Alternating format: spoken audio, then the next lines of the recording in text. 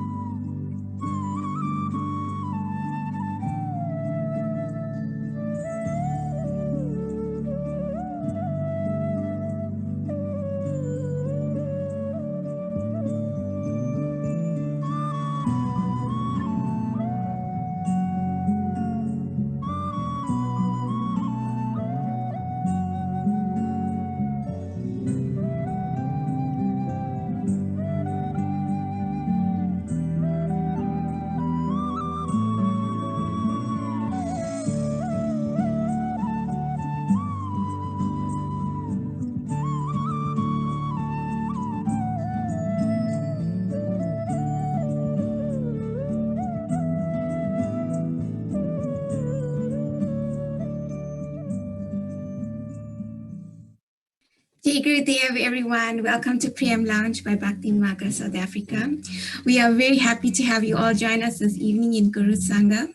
Before I welcome everybody officially, we will begin with an opening prayer, which will be led by Swamini VishwaPratibha Ma. Swamini.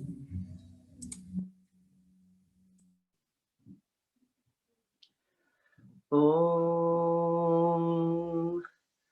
Anyana Timirandasya Yananjala Shalakaya Chakshurunmilitam Yena Tasmai Shri Gurave Namaha. So tonight is our 7th session of the Prem Lounge, and we will be speaking to a Swamini that has been on the path with Guruji, sharing her personal journeys of grace with us. Here at the Prem Lounge, we love to honor each other's journey and share our experiences with Guruji so we all can learn from each other, but also inspire each other on the spiritual path and connect to our Satguru and his teachings. So we come together in Prem and devotion in Guru Sangha, all dedicated to the lotus feet of our Satguru. So I hope you guys have been enjoying our past sessions and finding it insightful and inspiring. You can catch them on the Bhakti Marga South Africa YouTube account.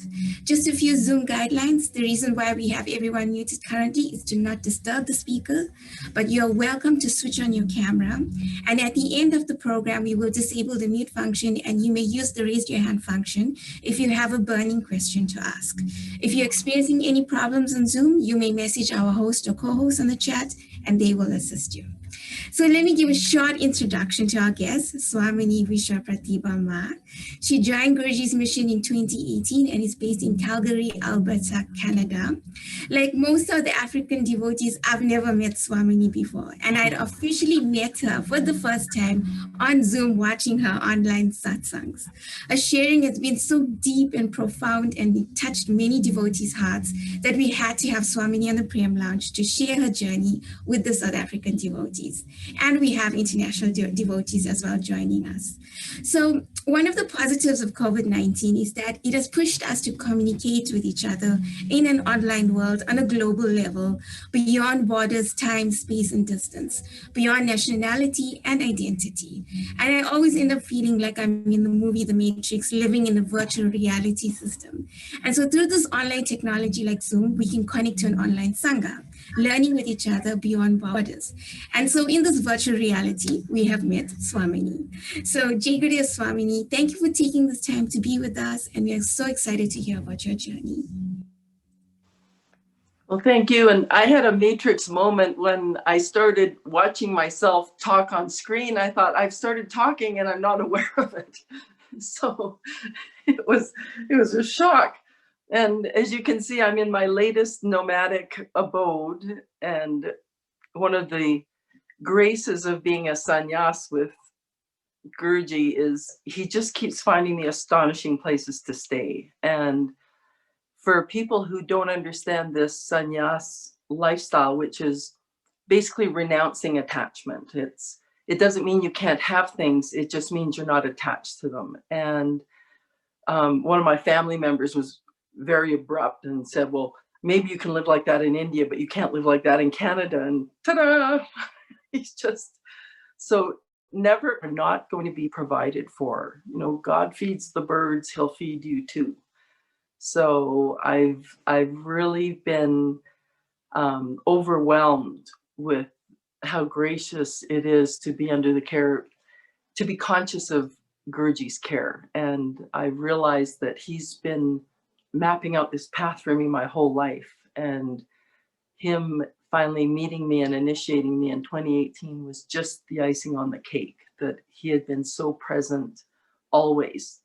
And every once in a while, he'll say something that's either an exact repeat of something someone said to me decades ago or an exact line out of my movie previously. So he drops these little hints about, you know, remember the time we did this? Remember the time I put you through that?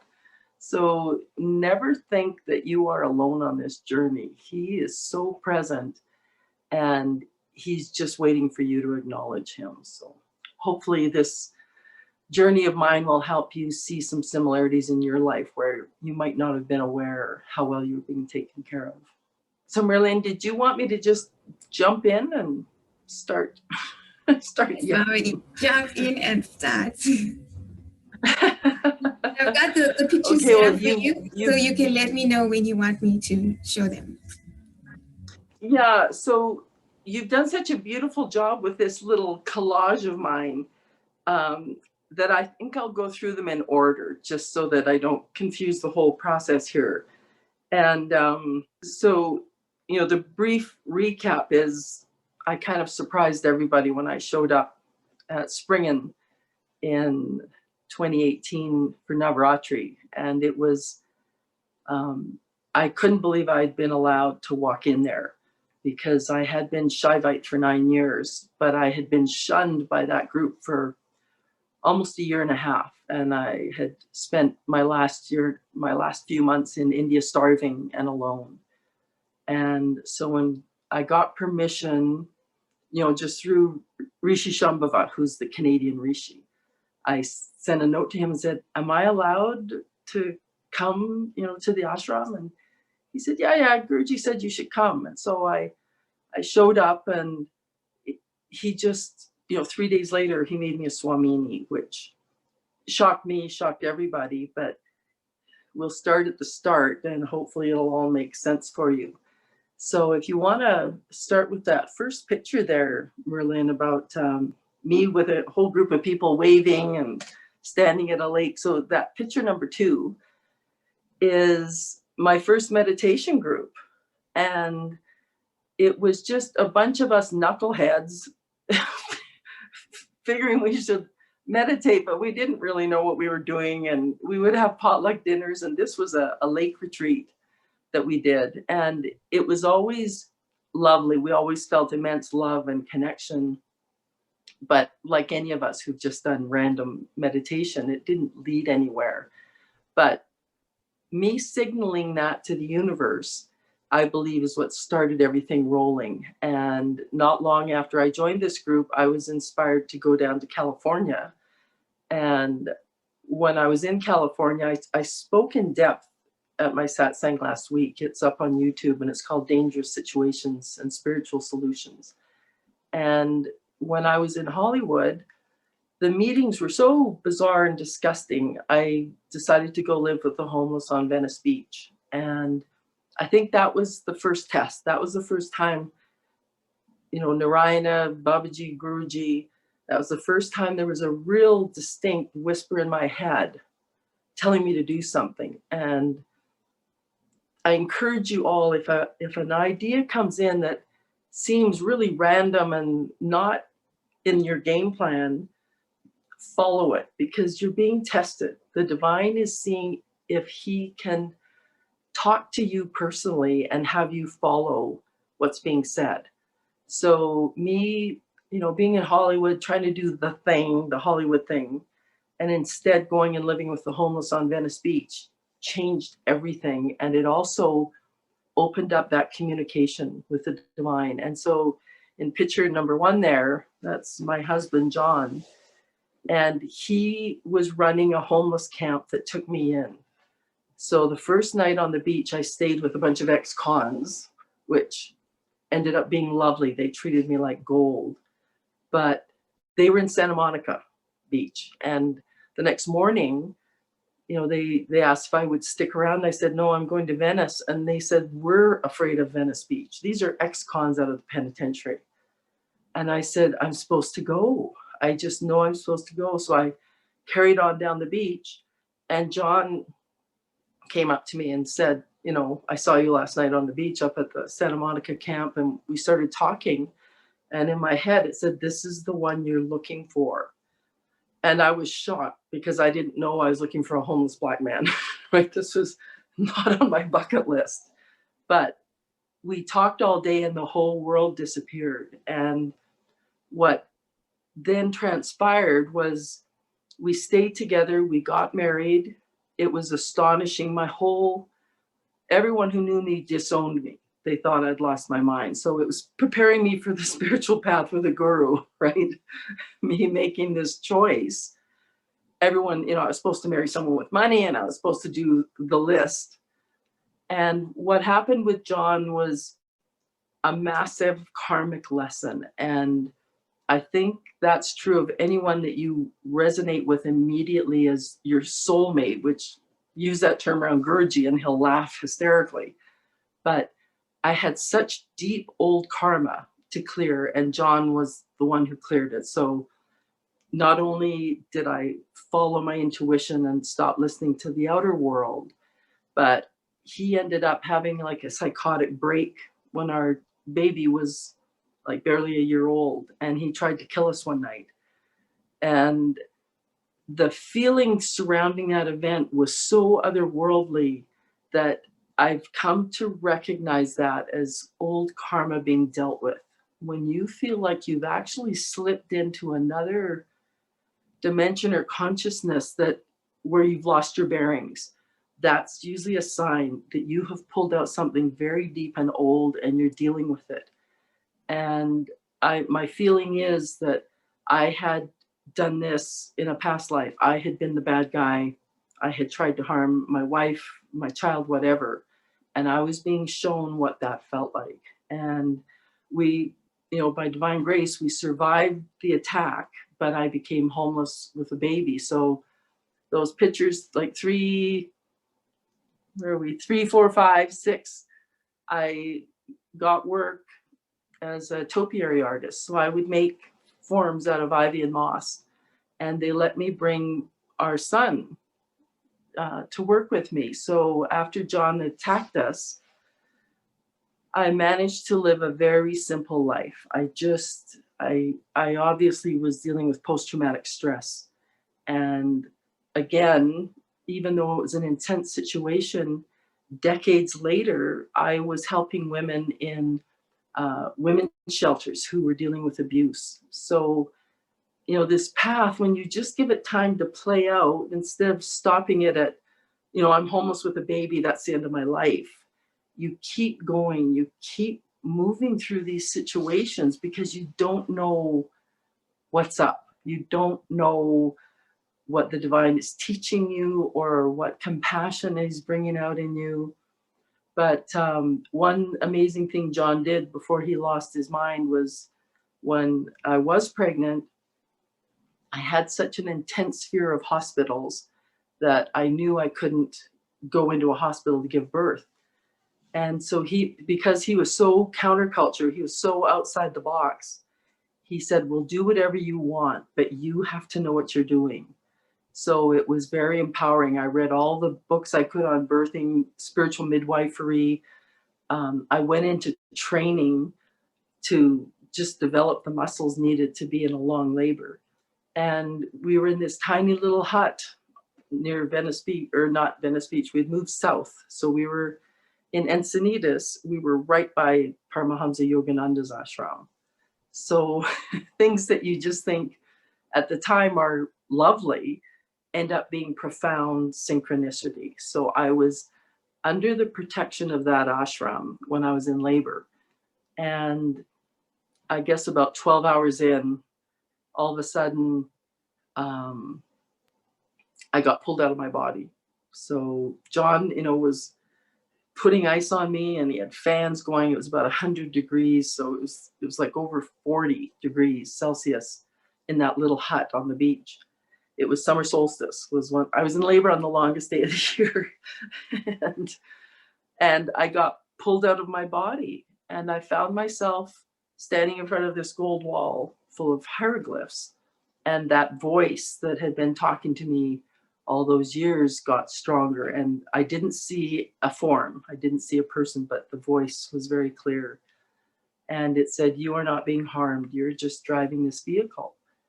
And I ended up having this amazing conversation with this voice. And it basically said, you have to step up and be a mom. Because, I asked, why is this labor going on so long? And it said, because you refuse to stop being a child, which was true. I had just been frolicking and romping for 36 years. And so I set the intention, I will be the mom. And I said a prayer, please let this baby be born. And that voice roared at me and it said, don't be a beggar, demand it as a child of God. And boom, I was back in the body.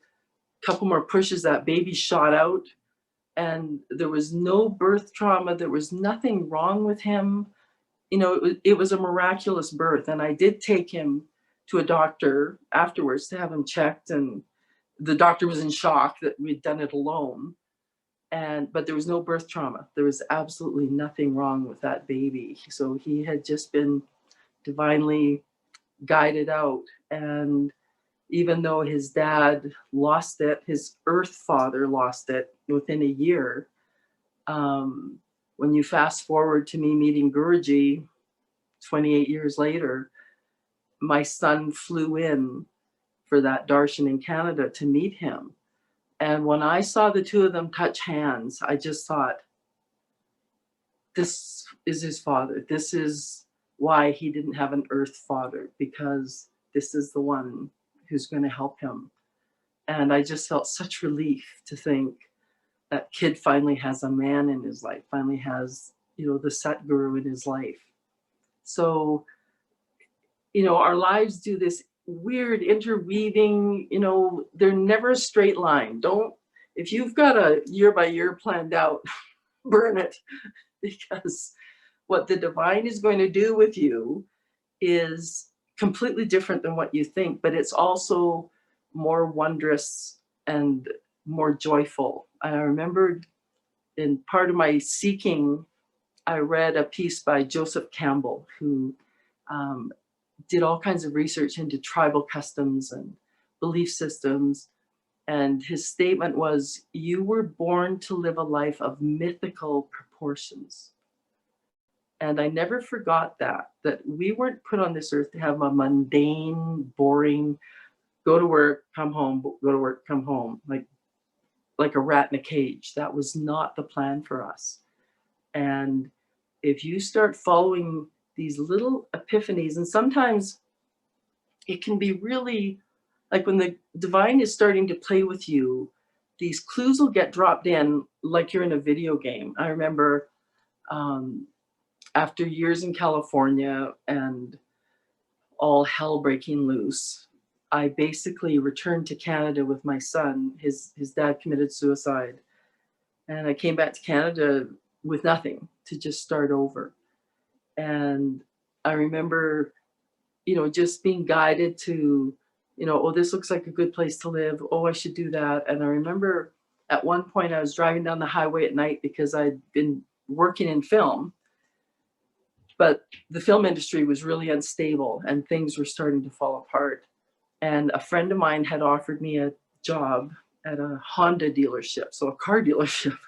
And I'm driving along, it's 2 a.m, I'm coming back in from the mountains from a film shoot, and I went, well, should I hang on to film or should I go to Honda? And out of nowhere, I was alone on this highway in the dark, and all of a sudden this Honda van shot past me. So the vehicle for the dealership that I had been offered a job, and I went, okay, I get it, ha, ha, ha.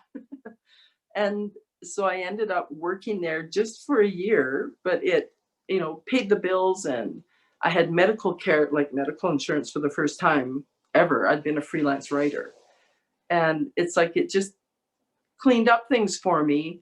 And then I was invited to India. So I had been doing, I learned Kriya Yoga when I was in California with Paramahamsa Yogananda's Self-Realization Fellowship. And it helped me disconnect the fear, because as Krishna says in the Bhagavad Gita, even a little practice will save you from great fear in this lifetime. So this was my first introduction to Kriya Yoga, was through Yogananda. And I had been doing that. And then Paramahamsa Nithyananda showed up in Canada, in Vancouver, which is exactly where Paramahamsa Vishwananda flew to Vancouver to meet me. So both of them had similar trajectories. Both of them arrived in Canada. So I met Nithyananda first because he showed up in 2009, way before Guruji had never come. And Guruji had made trips to the States, the United States, but a lot of people confuse the two. Canada is a very different country than the United States. And I remember Guruji said to one of our devotees in Mauritius recently, he said, Canada is the only country where he feels safe. He said, when he showed up here in Toronto for darshan, he said, everywhere he went, he got smiles. He never felt threatened. He never felt criticized. And I think it's because we're the second biggest country in the world, and we have a very small population, and it's all immigrants, except for our native population, our First Nations people. So we can't afford to be arrogant because none of us are a majority, right? There's so many different cultures and religions that we can't afford to pick on one or the other because there's not enough of us. So Paramahamsa Nithyananda flew here in 2009 just for a one-day program, and I attended it. And it hit me that this was the next step, because I'd been mourning the fact that Paramahamsa Yogananda had left the body before I learned his teachings. And I thought, oh, those people must have been so lucky to be around a living Paramahamsa. And especially when I learned about Babaji, about how this immortal existed. And that just exhilarated me. So when I heard Paramahamsa Nithyananda had been named by Babaji, I thought, okay, I need to check this one out. And I think Babaji's name is what has led me all along this path, because he finally led me to Guruji as well. So the first step was 2009, I learned of him. And in 2010, my son finally decided to leave home and travel. He just turned 19. And I got a call from India. And it said, he's heard about you writing. How fast can you get here? And I was like, I can come now. My son just left home. You know, all my earthly obligations had just wrapped up. So I flew to India and spent almost 6 months in Bidadi at the main ashram. And that's when I realized that this was the path, that Hinduism was my path, that taking sannyas vows was my path. And at that point, I'd never heard of Guruji. There was nothing about him in Canada. So there was no literature, no awareness.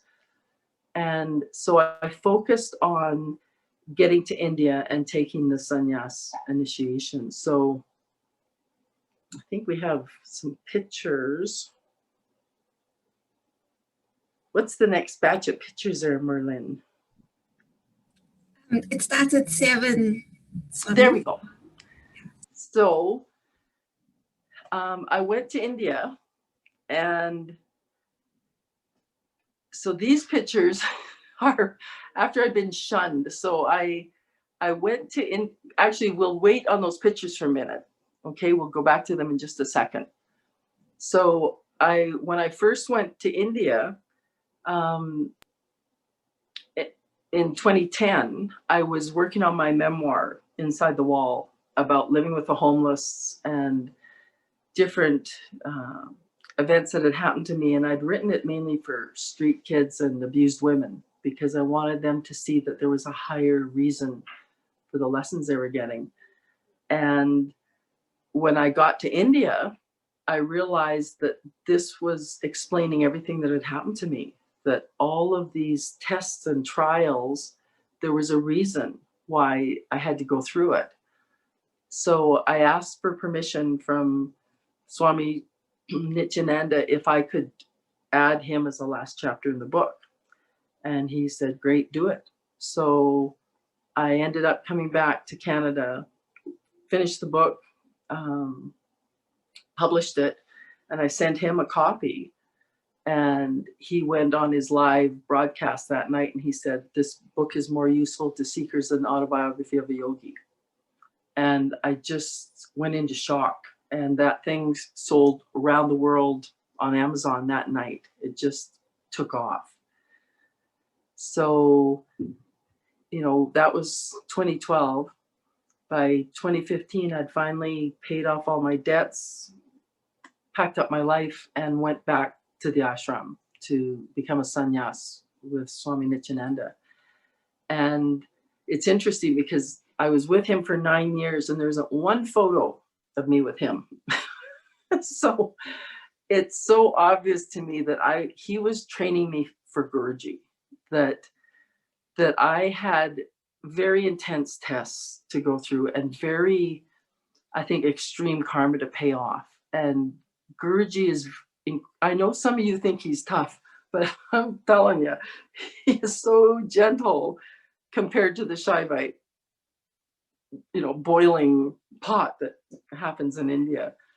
And so I was initiated let's see, 2015, I started training to be a sannyas. And then by the fall, the Nasik Kumbh Mela was coming up. And I had been waiting for this initiation. And one night there was going to be a meeting about who could go to Nasik and be initiated. And I was up at the main temple and I was helping dress Lord Venkateshwar, who is a Shaivite, or not a Shaivite, he's a Vaishnava deity, but he was at the ashram and I was one of the people charged with dressing him. So even though I was in a Shaivite situation, I was doing Vaishnava Seva, which I didn't get at the time. I was clueless about all of it, which deities belonged where. And I remember I finished up and I was walking back down with the pujari down to this meeting. And all of a sudden he looked up and he went, Garuda. And I was like, what's Garuda? And he pointed and there was this huge brown eagle with a white head circling us. And he said, that's Vishnu's vehicle. And I was like, who's Vishnu? And that eagle followed us all the way down the hill to the meeting. And at the meeting, we were told that for the first time ever, the sannyasis were going to be initiated at a Kumbh Mela at Nasik. And so lo and behold, we get to Nasik, to this Kumbh Mela, and Guruji walked in. So that was the first time I ever saw him. He was invited to our camp as a guest. And when he walked in, and now I realize he walked in with Swami Revati, Swami Aniruddha, like all these tall, elegant, majestic swamis. And I was just bowled over and I said, who's that? And nobody would tell me. They said, oh, he's in Europe or something. But it felt like I was watching the sun come into the camp. Like the difference in energy was massive. And he walked almost past me in this, there was about 1,000 of us. And he went up on stage and, they did their thing. And some of you might have been there. The rest of the Sangha who were traveling with him were sitting at the back where I was. And I just kept looking at everyone going, I look like them. Because I was sitting with all these tiny little angry Tamil people. They were just always screaming at me and telling me what I was doing wrong. And I was sort of looking over at, the Bhakti Marga gang going, they look so happy. And and the day of the initiation, which was filmed and in front of the audience, there were 10 people all together. And at the last minute I was pulled out. They said, it's not going to happen for you. And I was like, what? So I ended up unraveling. I sat at the back of the tent just crying, and everyone left and they went down to the main Trimbekeshwar temple to have a priest do the first steps. And then they came back to the camp and had the final initiation from Swami Nithyananda. And I just sort of sat at the back of the tent unraveling. I couldn't figure out what was happening. And then I finally thought, you know what? If he doesn't want me, I don't want him. I thought I'll go find another guru. And so I just joined the gang again and cheered on these people who'd just been initiated and, clapped for them. And I think because I wasn't wallowing in that misery, I think that's what Swami Nithyananda was watching for, because at the end of the night, he grabbed a microphone and he said, take her to the river tomorrow. He said, I'll give her sannyas. And everyone was in shock because they thought I was this shunned person who wasn't good enough. And then he said, no, I'll do it. So the next day, it was so beautiful because I got to go alone with some translators down to the main temple. And, I was bathing in the Kumbh Mela waters, and I had to go feed a cow and a crow. Like he did the old ancient initiation. And then when I got back up to the camp, the Kumbh Mela was over. So the whole camp was being dismantled. So all the boards were going out the door and the tent was coming down.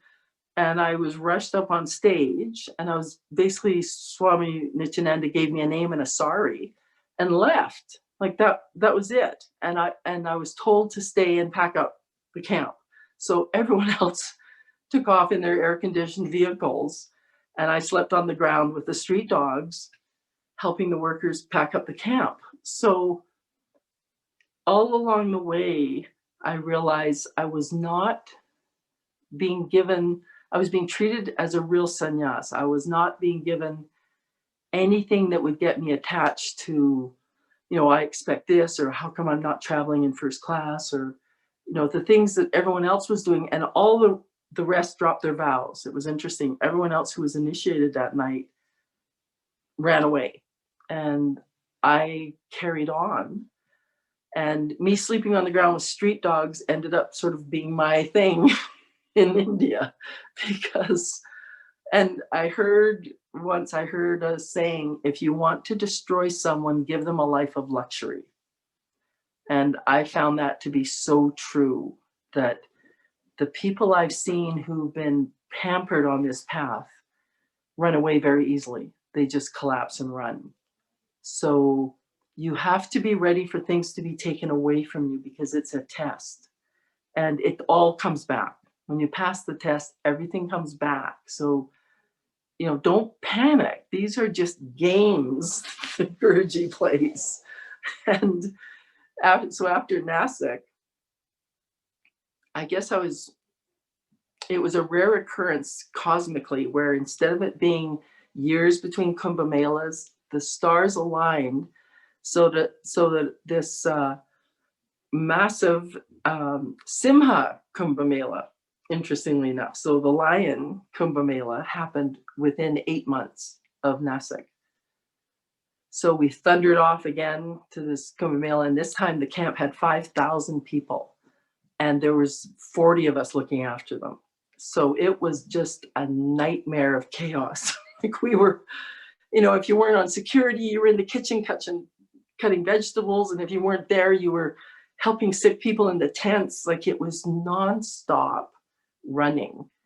And we didn't get to participate in any of the events that were going on for the guests. So I was just working and working. And I remember one day I was so fed up, and it was 50 above. So for a Canadian who's used to 40 degrees below zero, 50 degrees Celsius above, I thought I was going to explode. I thought I was going to just burst into flames one day, and that would be the end of me, because I couldn't cool down. My core temperature would not cool down. Now, in Africa, you're probably used to this, but I had too much antifreeze in my system. So I was just boiling all the time. And I remember one day I'd been yelled at again over something, and it was early morning, and I just finished setting up the temple. And then the voice in my head went, you know, you're not a slave. You're not a prisoner. You can leave.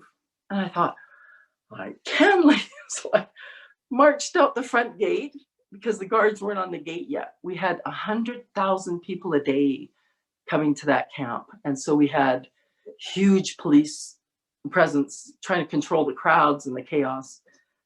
And it was like 5 a.m, so nobody was there yet. And I marched out the gate, and I joined a bunch of wandering sadhus who were walking down the road to the river. And these tiny little men, you know, they've got their Shiva jettas and their, you know, begging pot and their stick, and that's it. They're sort of walking along, and all of a sudden they've got this giraffe from Canada walking next to them. And you can sort of see them looking at each other like, we picked up a stray. And I just thought, I don't have to take this. I'm going to live like these guys. I'm going to sleep on the side of the road. And because at the Kumbh Mela, it's astonishing. You don't need money. The women show up to do seva, and these amazing village women just start cooking, and they cook for anyone who walks up to them. And all of the big camps that the gurus put up, you can crash at any camp. You can just sleep on the ground. So that's why they can handle 70 million people without a problem, because everybody is there to help everyone who's a pilgrim. So I just thought, that's what I'm going to do. I'm going to live like a sadhu, and I screw this. I don't have to take this. And our camp was so huge.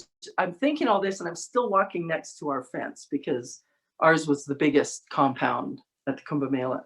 And I'm marching along and I'm mad and I'm stewing and I don't have to take this. And then I sort of ran out of steam and these old guys kind of scooted off ahead of me. And I finally got to the end of our fence. And this voice goes, "You want to go back and have some breakfast?" And I was like, "Yeah." so I went back. So, my temper tantrum was over. But it was obvious a lot was being pushed, right? There's so many buttons were being pushed.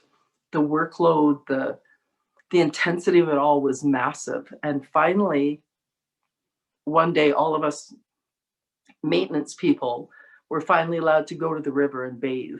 And so you go to these blessed rivers where the Kumbh Mela is going on, and you dunk 3 times and it removes your karma.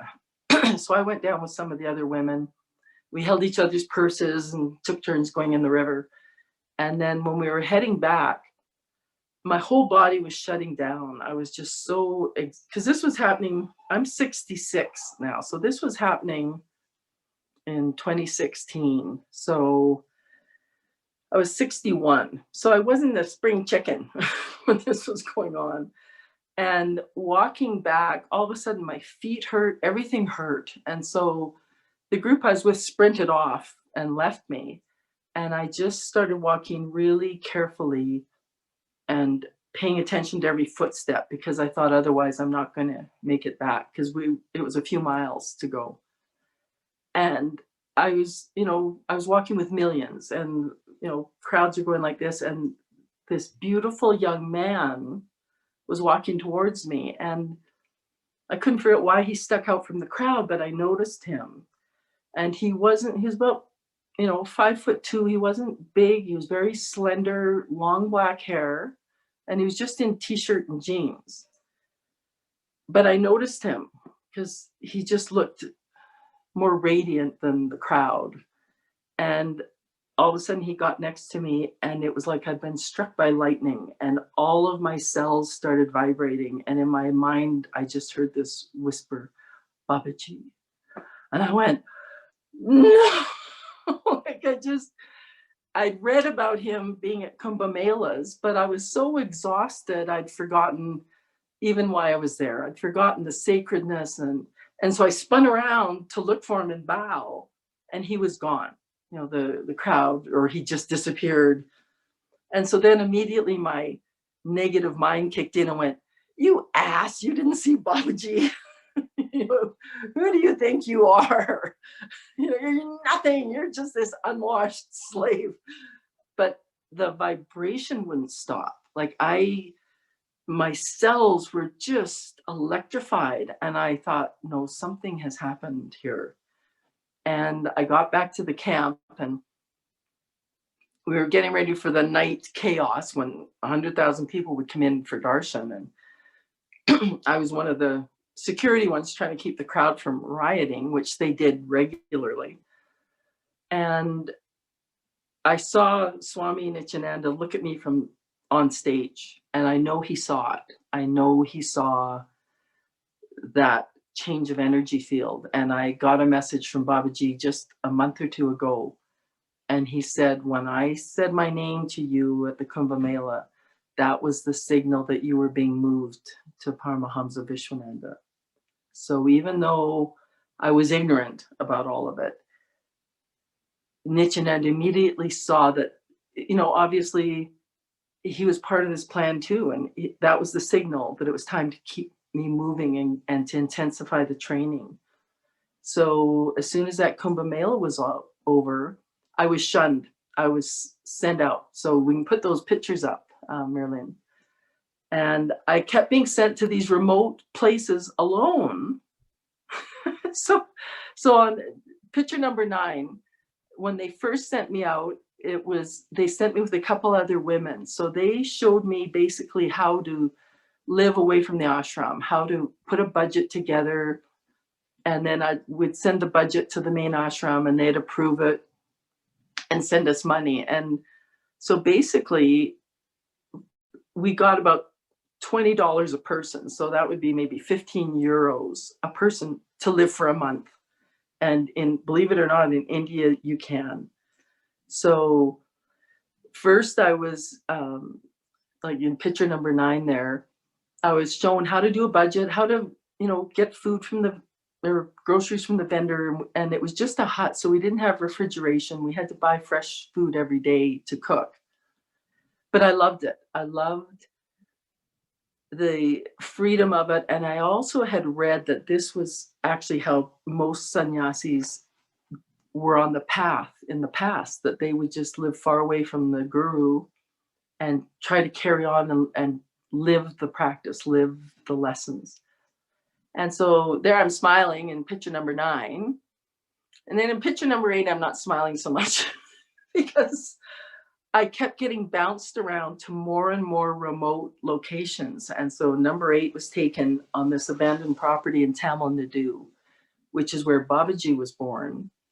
And it's also considered to be the oldest land on the planet. And it's the only land mass that has never gone underwater in the world. So even here in the Rocky Mountains, when you go mountain climbing, you will find fossils of marine animals. But Tamil Naidu has never gone underwater. And so you can feel the energy there. It's so ancient and so sacred. And as I got into more and more remote locations, I could just feel old memories dropping in and old truths. And so then number 7, they sent me where there were some other people. So they actually took a picture of me working out in the cow paddy with the sacred cows. And there's these interesting orbs. I started having these green orbs follow me a lot when I was alone. And finally, one day I guess when would it have been? 2017. The last of the people that I'd been living with were sent back to the ashram. And all of a sudden I was in this one hut alone, which I used to house sit for people here in Canada and look after their pets. So I just used that template and I invited in the street dogs to stay with me.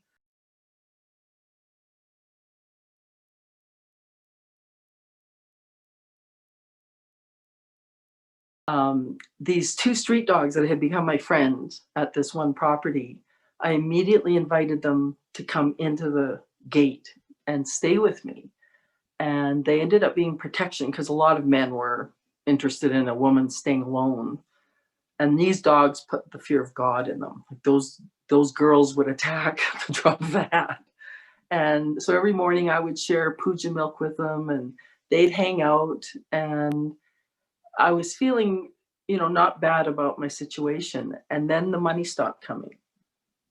And so at first I was sending these, gentle reminders back to the accountants in the ashram. They'd left me with this stupid little cell phone with duct tape holding it together. And I'd send these messages going, by the way, could you send the budget? I'm just about out of money. Oh, without fail, of course we'll send it. And finally the money ran out and then all the food ran out. And I couldn't pay the electric bill, so the electricity was cut off, the Wi-Fi was cut off, and the phone died. And no money showed up. And so at first I went into this tailspin of blame and pointing fingers and don't they know I'm all alone out here. And what I realize now is this was probably the only way to pull out this old karma out of me, that I had been carrying such a deep, dark, horrid karma. And the only way to punch it out was to put me in a pressure cooker. And I can only, say to you guys, if you find that you are backed into a corner with no escape, that this is a sign that something big is going to be removed from you. And all you can do is keep doing your sadhana, stay connected to the divine, because it is like hell on earth to go through. But when you go through it, you're free. Like when you go through it, it's like every weight that has ever been on your shoulders removed. And although I used to, as a kid, I always felt like I had these dark clouds on me. And even in happy situations, I couldn't be all the way happy. I just felt like something was around the corner, that there was some horrible thing was going to happen. And now I realize I knew that there was karma to pay off, and I was dreading what was coming. And so here it finally was. And this obviously was a situation created, Guruji and Swamini Nithyananda leaning over the chessboard together going, okay, move her here now. Okay, move her here. Because it was orchestrated perfectly. And not only did the money stop coming, but my own bank card for my bank account in Canada expired. And so the bank had sent a new card for me to the ashram, but no one would bring it to me. So no money was coming, no bank card. There was absolutely no escape. And I went through, it was like month after month passed by. And finally, I stopped complaining and I just went into, my mind died. Like finally the mind shut up because it had no solution for what was going on. And the one comfort I had was Guruji had sent Hanuman to take care of me. So this hut that I stayed in was just a couple of feet away from an old ancient Hanuman temple. And it was 600 years old and it was just tiny, but I would go there in the morning and listen to the priest chant. And if anyone had offered anything, he would share it with me. So some mornings I'd get a banana, and on Saturdays for Purnima, for full moon, they would always make a big batch of sweet rice for the community. And the community was a slum. It was all lean-tos, very, very poor people. And so as time went on, they started to worry more and more about me because I was down to a skeleton and the little bit of hair I had left went gray. And they started putting together these gift bags for me, right? I became so aware of the compassion of people and how you will be taken care of in very unusual ways when you just surrender, when you finally just give everything up and surrender. And I've talked about this in another satsang, but the day that it ended was the day I stopped complaining and I said to myself, have I done this to somebody? Like, have I caused somebody to starve? And it was this resounding, yes! And the scene that played out in my head just had me in tears because I had read about the huge starvation that happened in India during World War II, when the British soldiers rerouted food away from India to the war effort in Europe. And millions of people in India starved to death. And it turned out I was one of the British soldiers who carried out orders and allowed it to happen. So instead of standing up for what was right, I followed orders and I allowed all these people to die. And I felt like I'd been split apart when that scene played out in my head. I was so disgusted with myself and so upset by that realization. And I just sort of rolled in the dirt and cried and begged for forgiveness. And then I was free. Like I felt so calm afterwards, and I just went and sat in the sun. And I thought, you know what, if this is it, I'm okay. Like if this is how I die, I'm fine. And I hear this voice from the gate, and it was a woman from the ashram with money and food. And she couldn't have, she had to have materialized because she came within minutes of this realization. And I was hours from the ashram. So me having that realization and then someone getting the message to get some money and come and find me would have taken a long time. And it didn't. As soon as I got the lesson, and Guruji says this, these things are going to happen to you, but the question is, did you get the lesson? And as soon as that realization hit, that lesson ended. I had money, I had food.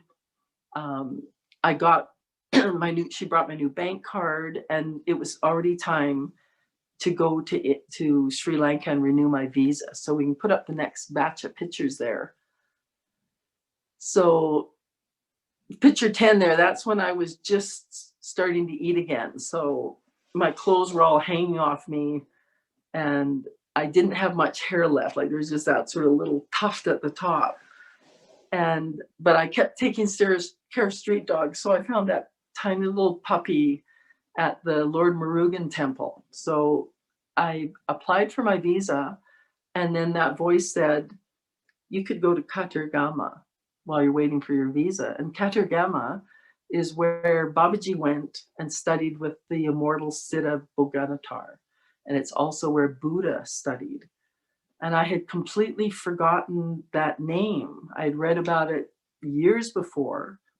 And I realized I was in that land. I could go down to this remote little village and wait for my visa. So I went down there.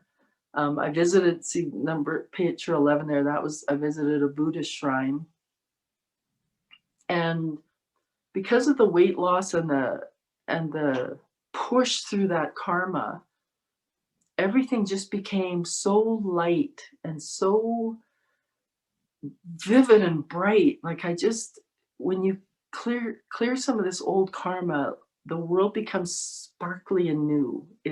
I can't even describe to you, the mundaneness and the heaviness goes away. Like that exhaustion from life goes away. And so I went to this temple, and my first day there, of course, I had to find a street dog to take care of. And there was this little puppy lying in the garbage. And so my routine became every morning, I would join the villagers, because at 4:30 they would go to the temple and offer prasad to the deity. And there's huge temple bells hanging from the ceiling, would ring the bells. And the first time I went past the priests to get prasad, I just put my hand out, and I was using a walking stick by then because I was so weak and unsteady.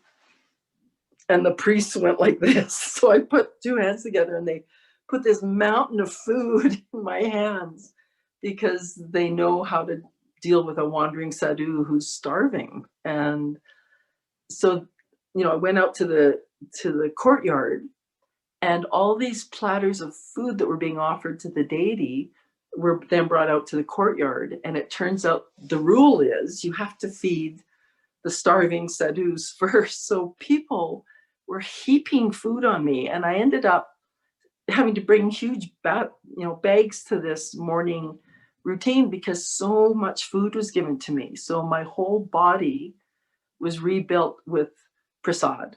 It was unbelievable. And what I found out next, like I was looking everywhere for Babaji, because this was where he trained. And I was seeing, there were smaller murtis and shrines set up around the property. I'm like, where's Babaji? Where's Babaji? And finally, I found him. Do we have that picture, Merlin? Let's see here. No, I guess I didn't give it to you. I didn't want to overload you too many pictures. So those pictures there, that's the initiation. So 15 is Ujjain when I saw Babaji. 14 is Ujjain when we had 5,000 people. And you can see all the orbs. It looks like it's snowing. There's so many orbs in that picture. And that's the thing about Kumbh Melas. They're unbelievable. And 13 is the Trambekshwar temple where I was initiated as a sannyas. So if we go back to Sri Lanka, I started the morning routine I got into at that temple, number 10, is I finally found the murti for Babaji, and it was this old ancient black granite murti. And it was way at the back wall. Nobody was doing anything to it. It wasn't part of the morning routine. So I started bringing my puja set, and I would sit in front of that murti on the ground and do puja. And this old gardener would putter around there, and he started watching for me. And somebody said later that it could have been Babaji, because he appears in different forms at different times. But this old gardener was so happy that I was doing puja to Babaji every morning. And, I'd be sitting chanting, each step. And one morning I opened my eyes and there was a new box of incense had materialized on my puja kit. And another morning it was an apple. So things just started manifesting between Babaji's Murti and I when I did that puja in the morning. And I thought, this is what life's about. This is, that life of mythical proportions that I read about way back in LA, that to be in a land of miracles to me was just astonishing. And, I got my visa and I went back and, I carried on. This time they had me with a few people. And when it came time to do the next visa trip, I was all set and the women, helped me take my suitcase out to the little rickshaw. And I went to find my wallet and it was gone. So I had looked at my wallet, I put it in my backpack. And then when I went to get it out to pay the rickshaw driver, it was gone. So that's another thing to watch for, is sometimes these things happen and the game is on. It means the game has stepped up a notch. And so the women at the compound where I was lost their minds and they tore the little hut apart and were looking all over the grounds. And I just got very calm. I said, something's up. Something's happening. And that was the start of me being shifted to Guruji, because the wallet vanishing meant I had to go like in secret all the way across India to the Canadian embassy to try and get a new passport, because the wallet had everything, all my ID, all my cash, everything was gone. So I was nobody traveling across India. And, I basically get to the Canadian embassy and the only thing that shows who I am is Facebook. It's like, see, that's me. and it took a while, but I was really living away from everyone by then. I completely lost touch with the ashram. I'd lost touch with, nobody was looking for me. Nobody wanted to help. And I finally got all my ID and everything. And then India kicked me out. They said, you're going back to Canada. So I flew back to Canada, found out my mom needed help, moved in with her. But and no one from India would contact me. No one would answer anything. And I thought, I'm keeping these vows because this meant so much to me, to become this sannyas and to go through all of that. So I just kept trying, I did my puja every morning. I just tried to keep my vows. And then out of nowhere, one of the American devotees, he sent me a note and he goes, well, I heard your guru doesn't want you anymore, but mine's coming to Canada. You should come. And I thought, well, okay. So I flew to Vancouver. And so let's see, we got these pictures here. Yeah, so that's that next set of pictures, 16. So number 16, there's Guruji walking into the Vancouver airport and being introduced to me. And I can't even tell you how it felt. I just felt my heart just explode. And he said, how is Swamiji? I said, I don't know. I haven't seen him for over a year. I said, he's had me roaming around South India. And he just kind of nodded and wandered away. And then he goes, isn't anybody here from Canada? Because all of that group, so sitting at the table there, everyone was from America. Everyone had driven across the border to see Guruji. And he said, isn't anyone here from Canada? And I said, I am. And he went, where? I said, Calgary. And it turns out that Myron mentioned it during one of his talks, that one day they were all at dinner a year before, and Guruji all of a sudden stopped eating and looked up and he said, there's a devotee in Calgary we have to go find. And nobody knew what Calgary was or where it was. And then Rishi Shambhava said the same thing. He said, he's been looking for you for a year. So I realized that all of those things that happened were him moving me. You know, I had to get kicked out of India. I had to get to a place where he could fetch me. And so he showed up in Vancouver, and he just kept talking to me. We just kept having these amazing talks and conversations. And then, like, you can't really tell number 17 there, but we're in a movie theater, and one of the last things he did was he said, let's go to the movies. And that has always been my thing, was movies. And then I renounced it when I went to India. So when I walked into the lobby there, we were at the IMAX to watch Jurassic Park 3D. And when I walked into the lobby, he said, how many gurus have taken you to the movies? And I said, none, but I know how to do this. I said, let's make some films. And I mean, my whole head exploded. And I said to him, I feel like I'm supposed to be with you. And I had a strong sensation that I had to say something to him. I don't know the etiquette between gurus, but I think he couldn't just snatch me. I think it had to be free will that I had to say to him, I think I'm supposed to be with you, because we went into a temple. Yeah, so the next set of pictures there, 21 to 24. One of the things we did was we visited temples, and we went and saw the Kuan Yin temple in Burnaby.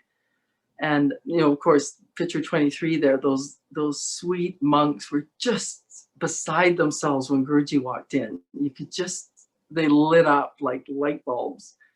And we were given a tour of the whole temple, which was beautiful. But we went upstairs to the meditation room, and there was a whole bunch of Buddhist monks on one side chanting Om Nyo Renge Kyo, and they were in front of microphones, and they chant 24 hours a day. So that room was just vibrating. And we went and sat down to meditate for a minute, and Guruji was sort of just over my shoulder, and he sent something at me, but it was just like with Babaji, this energy hit. And I sort of tried to hang on and stay in the room and stay conscious. And then I left. I just fell into samadhi.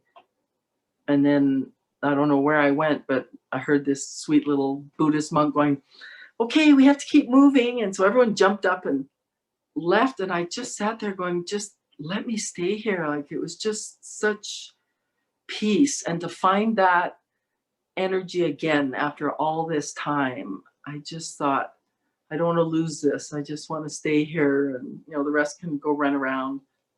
But I sort of got herded out, and we were on the upper balcony, and then we had to go downstairs, and it was time to get in cars and go to the next place.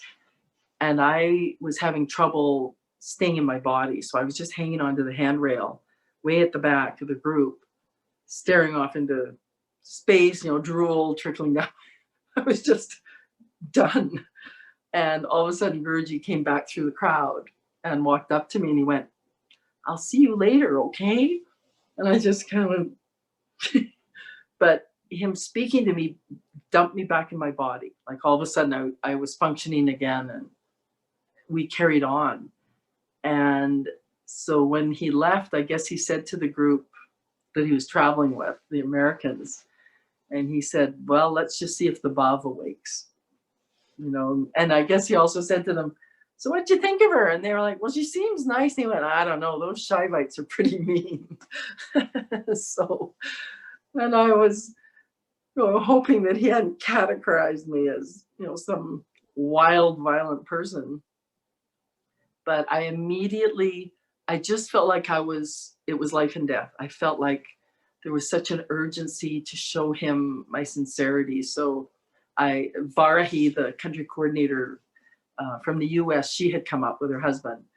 And so they immediately shipped me a copy of the Bhagavad Gita, the big one. It was before the Essentials came out.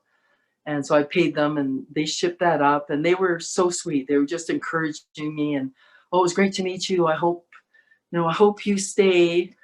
And right after that, an OM Chanting coordinator in Croatia offered to teach me by Zoom. So I got my meditation group here doing OM Chanting.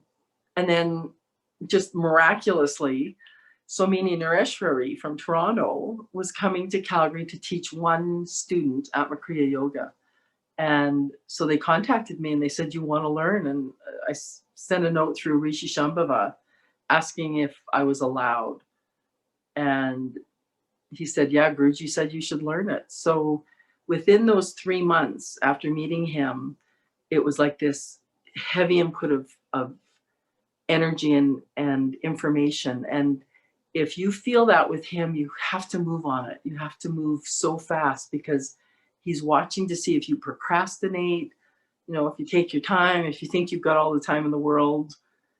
Because when I finally showed up there at the ashram, so the 25, the pictures that started at 25. When I showed up at the ashram for Navaratri, he pulled up, there's picture 25 there, he pulled up in his little go-kart and he was like a little kid. He just went, how are you? How you been? And we chatted for a bit, and then I was so overwhelmed, and I just said, thank you for letting me come to your home. And he said, it's our home. And I just thought, oh God, I thought, you better not be messing with me. Because I didn't think if I could take one more blow. I didn't think I could handle anyone making fun like that. When he said it's our home, I just prayed that it was. And, 2 days later, he initiated me as a Swamini.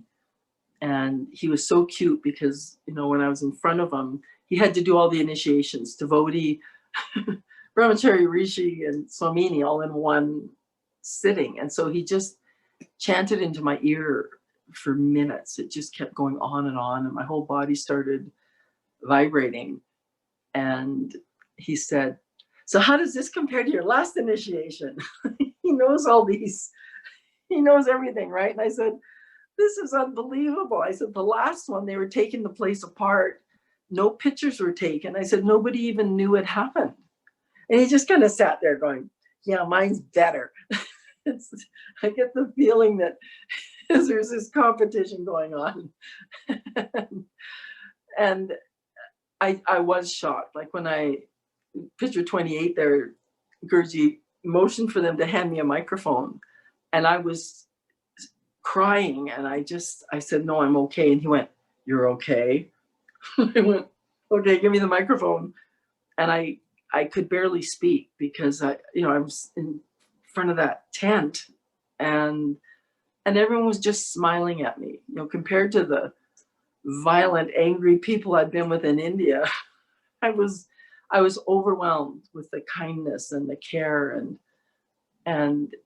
I just said a couple of words that I just met him, and I said, thank you all for your love. And this roar erupted from the crowd, and a bunch of people came up to me later with videos they'd made of me talking. And it was so cute because some of the women said, we just burst into tears when you started talking. And I think that was the overwhelming feeling. It was sort of like, oh, good, she came home. Oh, good, we thought we'd lost that one and she came home. And I feel that with all of us. I feel that every one of us that walks in that door, there's a sigh of relief. It's like, oh, good, we found another one. It's like we're all lost out in the world, and he's just trying to find us. And the thing to remember is once he's locked in, he doesn't go anywhere. I live as far away as you guys do in South Africa. It's a big trip to get back to Germany, and yet I never feel like he's not with me. And it's so important not to get fixated on, oh, I'm not at the ashram. Oh, I don't get to have dinners with them like the guys. You can destroy yourself with that kind of thinking, because I feel him so strongly. And every time I've helped somebody here, somebody else has brought me flowers or made me an amazing vegan meal.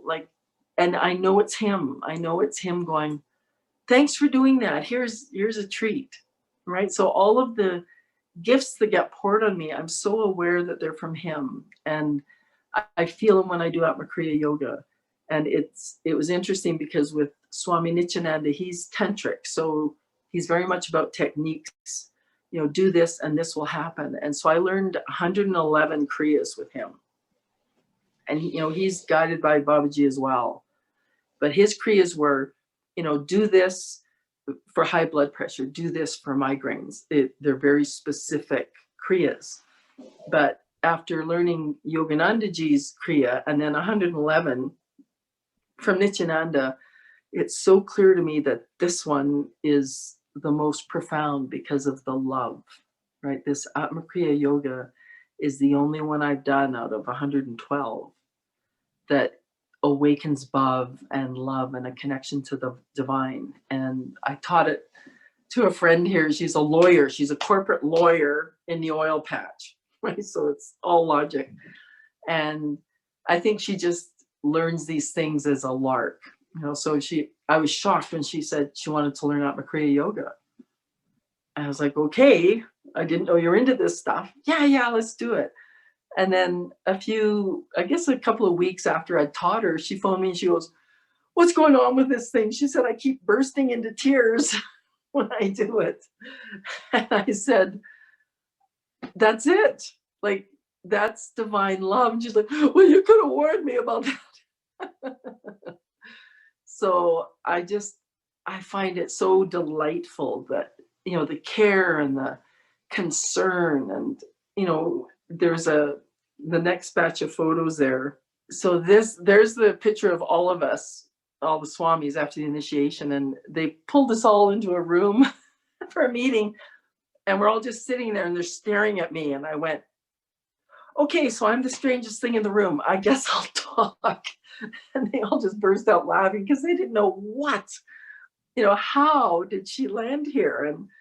And so I tried to tell them a bit about what I'd gone through in India. And I said, you know, at the end there, when I was just a skeleton, I went full Agori. So the Agoris are the ones that they live by the cremation grounds. They have to find a skull and fashion it into a bowl as a baking bowl. They're naked, like they're the most extreme version of seeking that you're going to find. And since nobody was paying any attention to me, and I kept finding books on Agoris in all these huts. And so I went full Agori. I was naked, covered in ash, doing these extreme practices in this hut at night.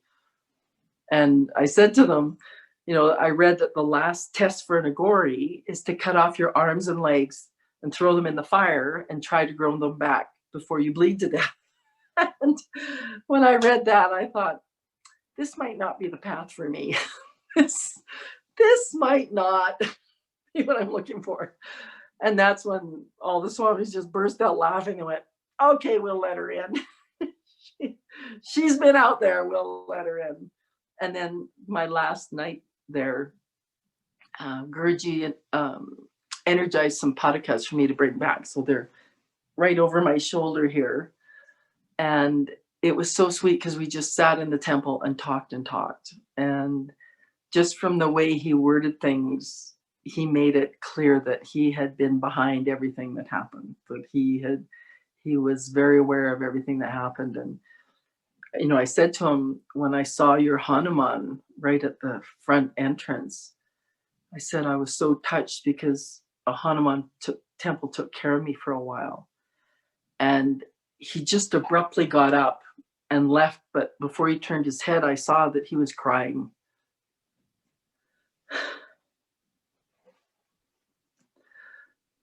So he was so aware of what I went through, and he knew he couldn't stop it, right? So it was so sweet to see that reaction from him that, yeah, I knew it had to happen, but I wish it didn't. And then he came up to me later in the night when Arti happened, and he joked around with me a bit and tried to sort of explain his abrupt exit. But it was so neat to see that side of him, and I think he's like that with all of us, that he knows that when he has to put us through hard times, he's sorry he has to. But if that's the only way we're going to wake up, it has to happen, right? We have to go through it. And so I think the biggest miracle that happened once I was under his care was this initiation happened in October of 2018. And I couldn't get back to the ashram till the following summer, so I came back to Canada and I just tried to, and he said to me when he was initiating me, he whispered to me, he said, "I'm doing this backwards." He said, "I'm initiating you. Now you have to learn everything." Because, the other swamis trained for 12 years with him before they were initiated. So I promised him that I would. And so I came back to Canada and I was taking care of mom and I was studying everything I could find. And I was booked to come back for Guru Purnima and Just Love, because from the videos I'd seen, I thought that Just Love festival, I've got to see it. I've just got to witness something that joyful, because I used to love music festivals. I wasn't wild about the drinking that happened at the music festivals, but I loved those festivals. So when I heard he had one, I knew I had to come back for it. And I guess about 3 weeks before I was supposed to leave, all of a sudden my whole body started really behaving strangely. And I sent a note to Guruji, thinking he'd just go, "Bing, you're healed, ding." And, we all know now these are lessons. And he said, "Get to a doctor, this could be serious." And I just thought, what do you mean it could be serious? So, I was looking after my mom. She's 96, and I didn't want to worry her. And I didn't want her to think, I can't help. I don't know how to help her. So there was a clinic within walking distance of my mom's place. And Calgary's a massive city. And usually you have to drive a long way to get anywhere. But there was a clinic right nearby. So I just told her I was going for a walk, and I walked over to the clinic and they did some initial tests. And then they phoned me immediately the next day and they said, "We're sending you to a specialist." And normally, we have social medicine here, which is wonderful, but usually it takes months to get to a specialist. Each step in these processes takes a long time. So the specialist was just the other direction. So I told mom I was meeting someone for coffee, and I walked over to the specialist, and they ran all kinds of tests, and they did some, I can't remember what they're all called, but I'm chatting away about OM Chanting, and I left them a poster, and, and considering my fear of the medical community, I found that these people were more interested than I would have thought. And I never would have approached this group if I hadn't been in, need. So I realized Guruji was getting me to a new group of people that normally I wouldn't have visited. So I went home, got a call the next day. They said, "We've got you in an emergency to this specialist. You have to get there tomorrow." And now I'm starting to, and I'm trying to keep the panic from coming up. And I just kept thinking, Guruji knows what's happening. He told me to do this. So gave my mom another excuse, went to this new specialist. And then she phoned me the next day and she said, "You've got to cancel that trip to Germany." She said, "This looks like cancer." And, those are all the warning bells you don't want to hear. And I said, "It's not going to happen." I said, I'm going to Germany. And I thought, if I die at his feet, I die at his feet. Like, this is beyond my comprehension. So I, hung up the phone. The next day she said, "I've called in a favor from a friend. They'll do exploratory surgery on you tomorrow." So all of this was happening like at warp speed. Normally this process would have taken 6 months. And instead it was happening within a week. So I didn't eat. My friend came, picked me up, drove me to the hospital. I told Mom I was going for lunch. Bye. She said, "Bye, have fun." Went to the hospital. And so this was my worst nightmare, going into a hospital. And it was Guruji everywhere. Like, everyone I dealt with, I could see him in the smile and the lightness and the joy. I was overwhelmed by his presence in that place. And they were all asking about the orange and the tilak, and you know, this crowd formed in my room asking about my path. And, you know, they were worried about the Tulsi necklace. And I said, it's just wood, you know, if there's an emergency, you can pull it off, but please let me keep it on. So, and then this guy came right around the corner and he said, we can get you in early. So instead of waiting 3 hours, after an hour, this guy grabbed me and pushed me down the corridors and crashed into people. And he had me laughing so hard I was crying, because it was like I was in a speedway and he was pushing me. And when he pushed me into the operating room, one of my favorite rock and roll songs of all time was blasting over the speakers. And I just thought to myself, Guruji, you're hilarious. You know, it was so obvious he was trying to keep me calm, that he wanted me to see it was a leela. This was not danger. And so as soon as I recognized the music, of course, immediately I was out. They anesthetized me. And then, and boom, I was back. And they said, as soon as your pulse rate comes up, we'll take you back to your room. And I looked at it, and my pulse, they took it in India several times because of the processes I was going through. And my pulse sits at 32.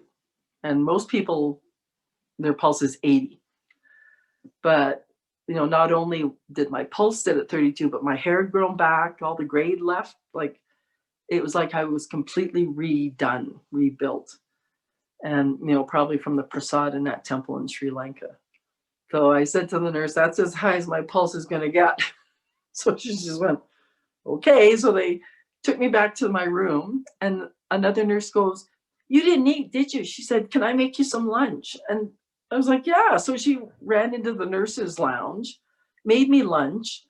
The group came around again and, you know, what's this, what's that? And I told them about OM Chanting and Guruji, and they handed me a pamphlet about how to handle the pain and the bleeding that was going to happen. And then my friend drove me home, and my mom goes, how was lunch? I went, great. What do you want for dinner? And I just felt fantastic. And they had removed a mass. They said they removed a huge something from me, and they were sending it to the lab to see if it was cancer. But I made my mom dinner. There was no pain, no bleeding. Like, it was like nothing had happened. And 2 days later, I was in the waiting room to get on the plane, and I messaged Guruji and I said, I had exploratory surgery. They just phoned me and said it was benign. They don't know what it was. And he said, come home. And I got on that plane and flew back. So then I'll show you this picture. So I got back there for Guru Purnima. So I think it was in that last batch, Merlin. So I flew back to Germany. So picture 29 there.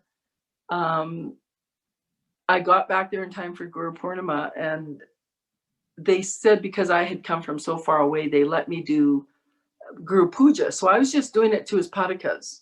I was just, you know, at the front, along with one of the other Swaminis. And all of a sudden he came out of the back. He just marched out, and the other Swamini freaked out and ran. And I was just standing there, but it was like my buddy, right? It was just, had walked into the room. And so he sat down, and I got to do arti to him. And I could see some of the other pujaris just winking at me, because they knew it was a big deal. And to have been told like 2 weeks earlier that I probably had cancer and I couldn't go, to then just be teleported back to the ashram, and everything's fine, right? There I am. And it was funny, because when I told Varahi that they removed this mass, and she said, oh, they took out the lingam. So she saw it as me having, you know, the Shaivite lingam that was in me had to be removed now that I was a Vaishnava Swamini. So, and then things just kept moving really fast. Like after that, Guruji came to Toronto, so for his first ever darshan in Canada. And I hadn't been with him. So this is picture 34 on. I'd barely been with him a year, and he showed up in Canada, and we had a ball. Like picture 35 is this old cathedral that they found in Toronto. So Toronto is 4,000 kilometers away from me, but we all flew in, and 34 was my son getting his first ever darshan from Guruji. And you could just tell when Guruji started singing, you know, Sri Radhe in that cathedral, the acoustics were perfect. And, you know, I'd invited a lot of friends from back in California and New York from my past, and he filled up that place because there's only a handful of devotees here in Canada. Well, not even devotees, there's a handful of followers here. And the place was packed. So obviously he did that. He knew what souls he wanted to light up.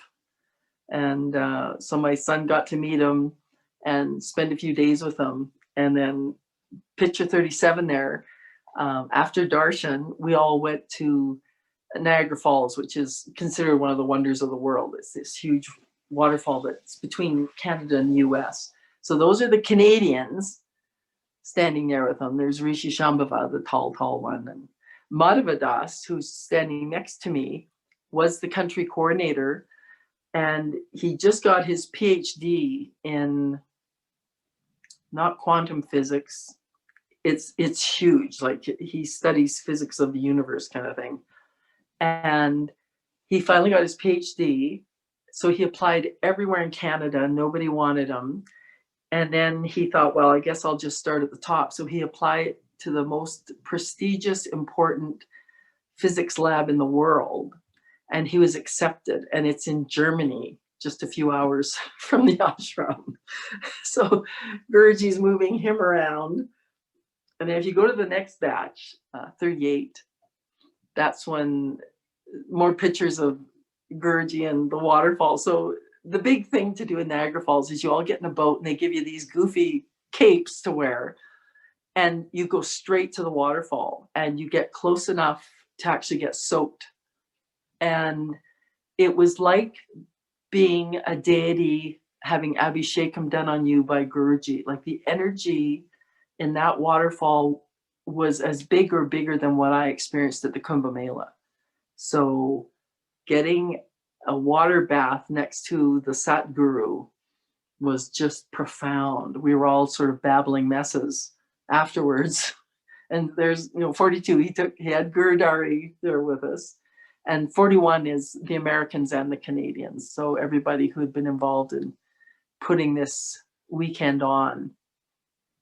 And it was just magical. It was just, everyone laughed and giggled and felt like a family. And at first, when he mentioned he was coming up to do darshan, I thought it was too soon because there's so few of us and I barely understood Bhakti Marga.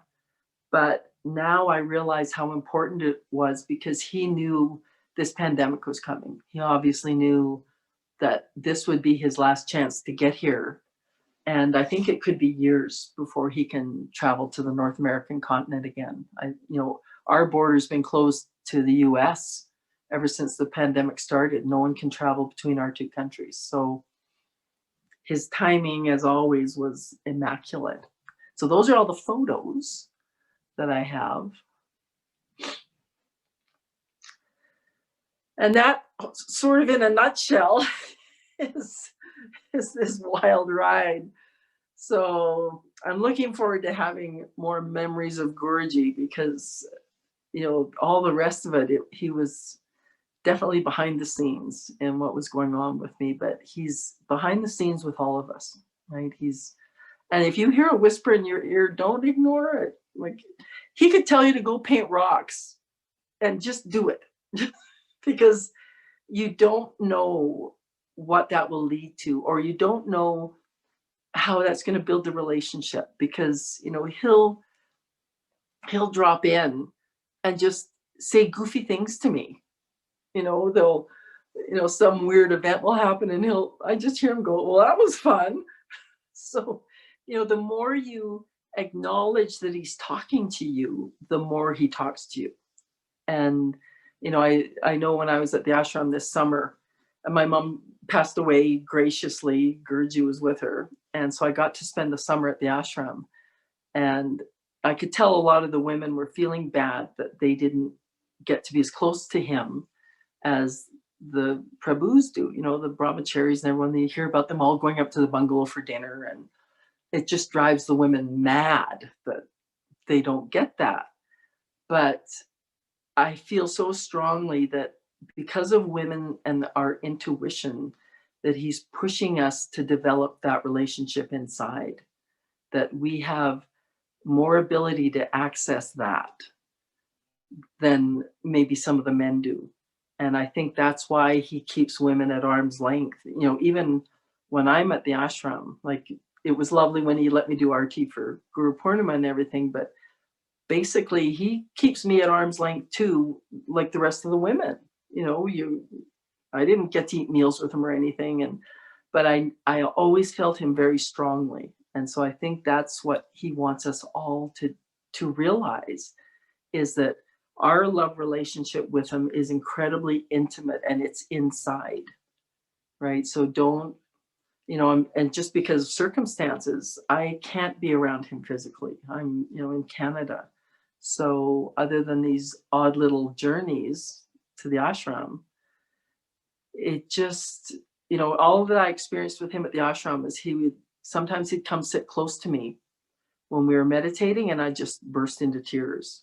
And that was, to me, the gift. That was the greatest gift I could ask for, you know. And then he'd never even look at me, he'd just stand up and walk away. Once he had me sobbing uncontrollably, he'd just get up and leave. Ah, check. She's a mess, check. But what I constantly felt at the ashram is I felt him directing me to people who needed help. You know, it was like in the morning, a face would float into my inner space, and I would go find that person and we'd go for a walk and have a talk. So, you know, that's how he communicates with me. And that's the ability we all have, you know, the dreams. And I don't dream about him a lot. And when I do, it's not nonsensical, but it's just casual, right? I'm with a whole bunch of people in a big house and we're helping him pack to go somewhere. Or, you know, it's just like Sangha dreams. It's just like souls being around him in another dimension. But they're lovely. They keep me from feeling isolated. I just don't feel alone here in the Wild West. Even though the other day, one of the guys at the ashram said, "So how is it out there in the frontier?" Yeehaw!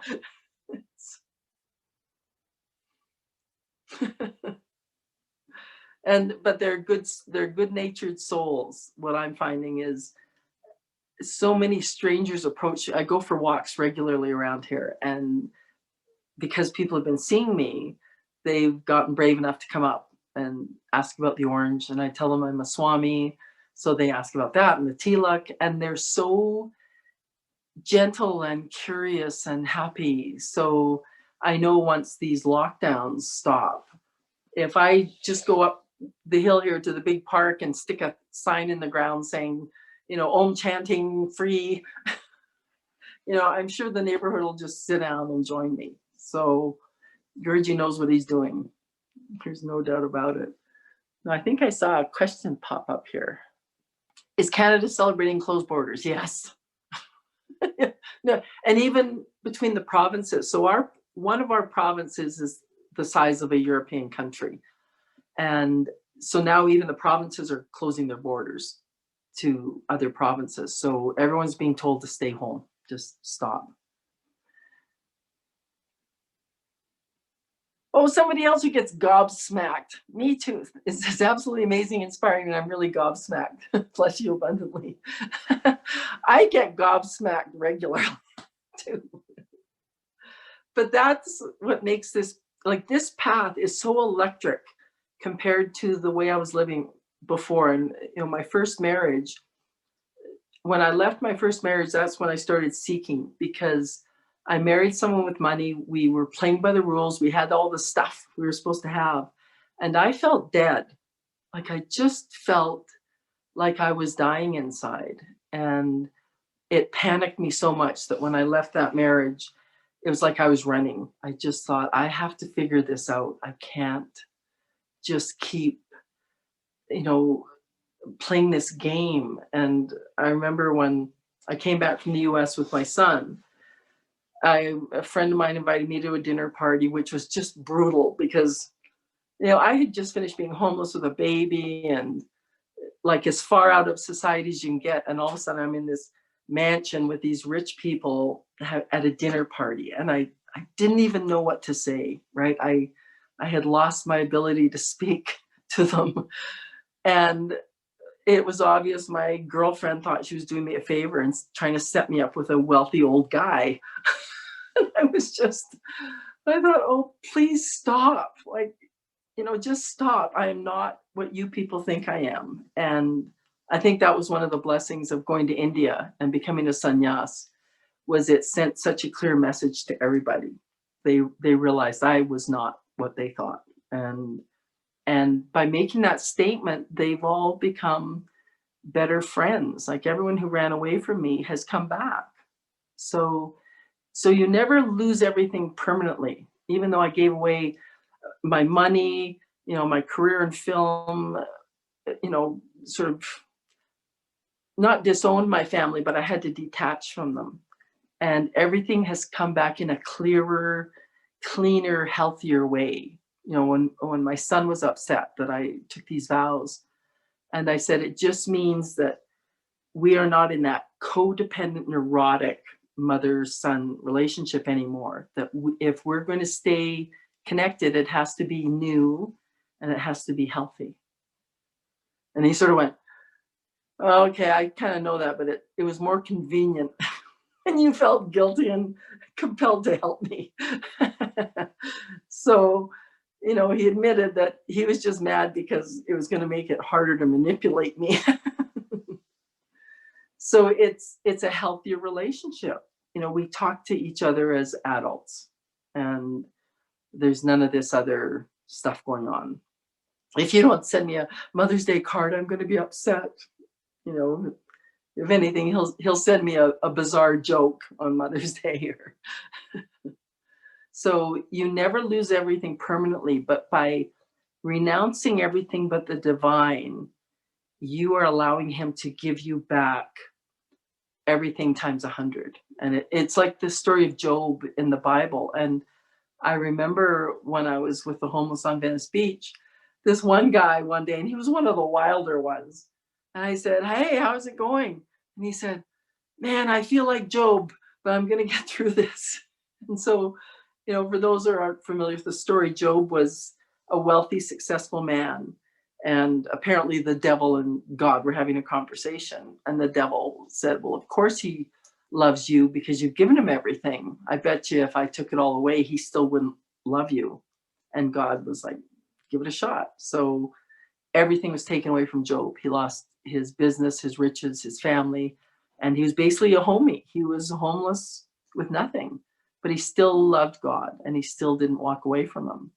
And so as the story goes, God gave him back everything times 100, right? By showing that faith that it's not gone for good. And, those pictures of me with Guruji when he was energizing the Patakas, and he got the conversation around to the homeless of Venice Beach. And I said, yeah, I made a short film about it. And he put on this act. He goes, you made a film? Obviously he made the film, right? And I went, yes. He goes, what happened? And I said, nothing. Nobody cared. And then he got that spacey look he gets sometimes. And he went, submit your work again. It'll sell this time. And I was in shock because he's basically handed me back my film career. And this one producer who, when I contacted him, he said, oh, thank God. He said, yours is the best writing I've ever seen. And I couldn't believe it couldn't get made. And I realized nothing was going to get made because Guruji was blocking it. If I had been swept up into that Hollywood horrible, decrepit rapist, industry, it probably would have destroyed me. And so now that money actually has a place to go. right? And now I can see the use of having a financial stream coming in to support, Bhakti Marga, North America, help me even with my work in prisons. Oh, and Merlin had wanted me to mention that after I was initiated and I first came back, there's no Sangha here. So I thought, I've got to find seva to keep me sane. I've got to find something to do. And my freelance writing career, one of my big contracts had been writing life histories for abused kids. So social services would hire me and they'd put me in a room with a stack of files. And usually these kids were under court protection. So usually whatever had happened to them was like gang related or had been, murder, suicides. They were huge stories in the news. So the files couldn't leave the building and I had to be locked up with them to work on them. But my job was to tell this child their story in a way that they could hopefully heal and understand what had happened to them, because these court files get locked up and then these kids grow up, they don't know what happened, they don't know why they're not with their parents, and they usually become addicts. That's one thing researchers have found, is that childhood trauma creates addiction, and like 100% of addicts have had some kind of trauma happen to them. And so this pilot program thought, what if we tell them their story, but in a safe way, and you don't gloss over all the details, but you don't give them full names so they can't go hunt down whoever hurt them and kill them. So there was a very specific way to write, but I would always meditate before I wrote, and then this story would just come out. And I would drop in spiritual truths, and I remember the social workers would have to approve it before it was sent to the caregivers and the child. And I said, is it okay? Do you need me to change anything? And they said, no, you made us cry again. It's fine. But, there's just sayings, you are not an accident. You are a conscious miracle of existence. There's just in our lineage, in Sanatana Dharma, there are such graceful ways of explaining things. And these social workers let me just drop them in to these stories. And so reading those stories reminded me so much of the kids on Venice Beach, the runaways on Venice Beach, who, that was the camp John was taking care of when I met him. He was taking care of the kids, the runaways. And I think that's kind of my mission, because it hit me that if we can help kids before they become addicts, like once someone is deep in addiction, it's very hard to shift anything. And I've had a lot of heroin addicts come to my meditations here, and it's a tough pattern to break out of an adult. But if you can reach a child before their trauma, derails them. So when I got back, I asked Guruji if I could do OM chanting in prisons, because I said, I understand people who have mental imbalances can't do OM chanting. And he said, no, it's okay. You will take on the responsibility. Like your energy field will protect them. So I went to the prison, and so it's the juvenile detention center here. So it's for kids up to 18 years of age. And I went into the first meeting with all the cops and the board, and they were sort of looking at me, and I could read their minds. So I went, this is a tilak. It's what my lineage is, and orange because I'm a Swami. But they were looking at it just from a safety standpoint, right? They weren't looking at, giving me that look because of my belief. They just wanted to make sure I wasn't wearing anything that could be used as a weapon and harm me. So they said, is this how you'll be dressed? Like I can't wear a shawl. I had to wear I would have my Tulsi necklace hidden, but I couldn't have any other jewelry on, except this ring that Guruji manifested. And so the first time I went in, the kid immediately spotted the orange in the ring. And what I learned was kids that were conscious could tell there was something going on and would immediately ask. And Guruji told me, teach them to chant Om Namo Narayana. And the ones that didn't notice anything odd about me and just sort of wanted a friendly person to play a game with or talk to, I would just do that. But the ones who really shifted amazingly learned Om Namo Narayana. And there was miraculous stories of them being released from prison, of them resolving anger. Like it really is a magical mantra, because these kids in prison don't know anything. You know, I wasn't pushing my beliefs on them. I said, this will change your life. And I just taught them the chant.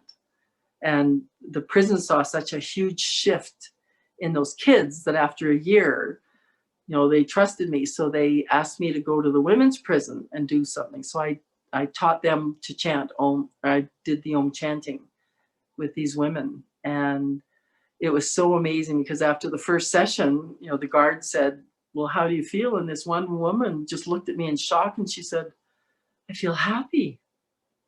You know, so for an inmate in a prison to feel happiness is astonishing. And, you know, so that was an immense success. And I told them it would affect 3-kilometer radius. So all the buildings, so the juvenile detention center, the women's prison, and the men's prison is in that radius too. I'm not volunteering to go in there. I don't think it's right, but they would have felt the effects of the Om chanting. So, and then the lockdown happened. So now we're just waiting for everything to start up again. But it's been amazing seeing what a practical solution these tools are. You know, Guruji's giving us things that will help anyone in any situation. Wow, and that's why. What an amazing story. What an amazing sharing. I even remembered one of your satsangs, you said that one of the girls actually was innocent, and after the Om chanting, she fought her case and was released or something? Oh, so no, she was one of the kids. So I just taught her Om Namo Narayana, but she was an Aboriginal girl, 15, and she had been arrested, and she said, I'm innocent.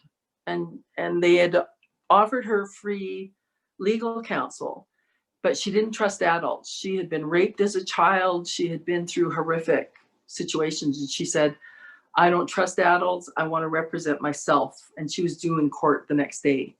So I said, then you need to learn this chant. And so we're allowed crayons. So I used a crayon and I wrote it out for her.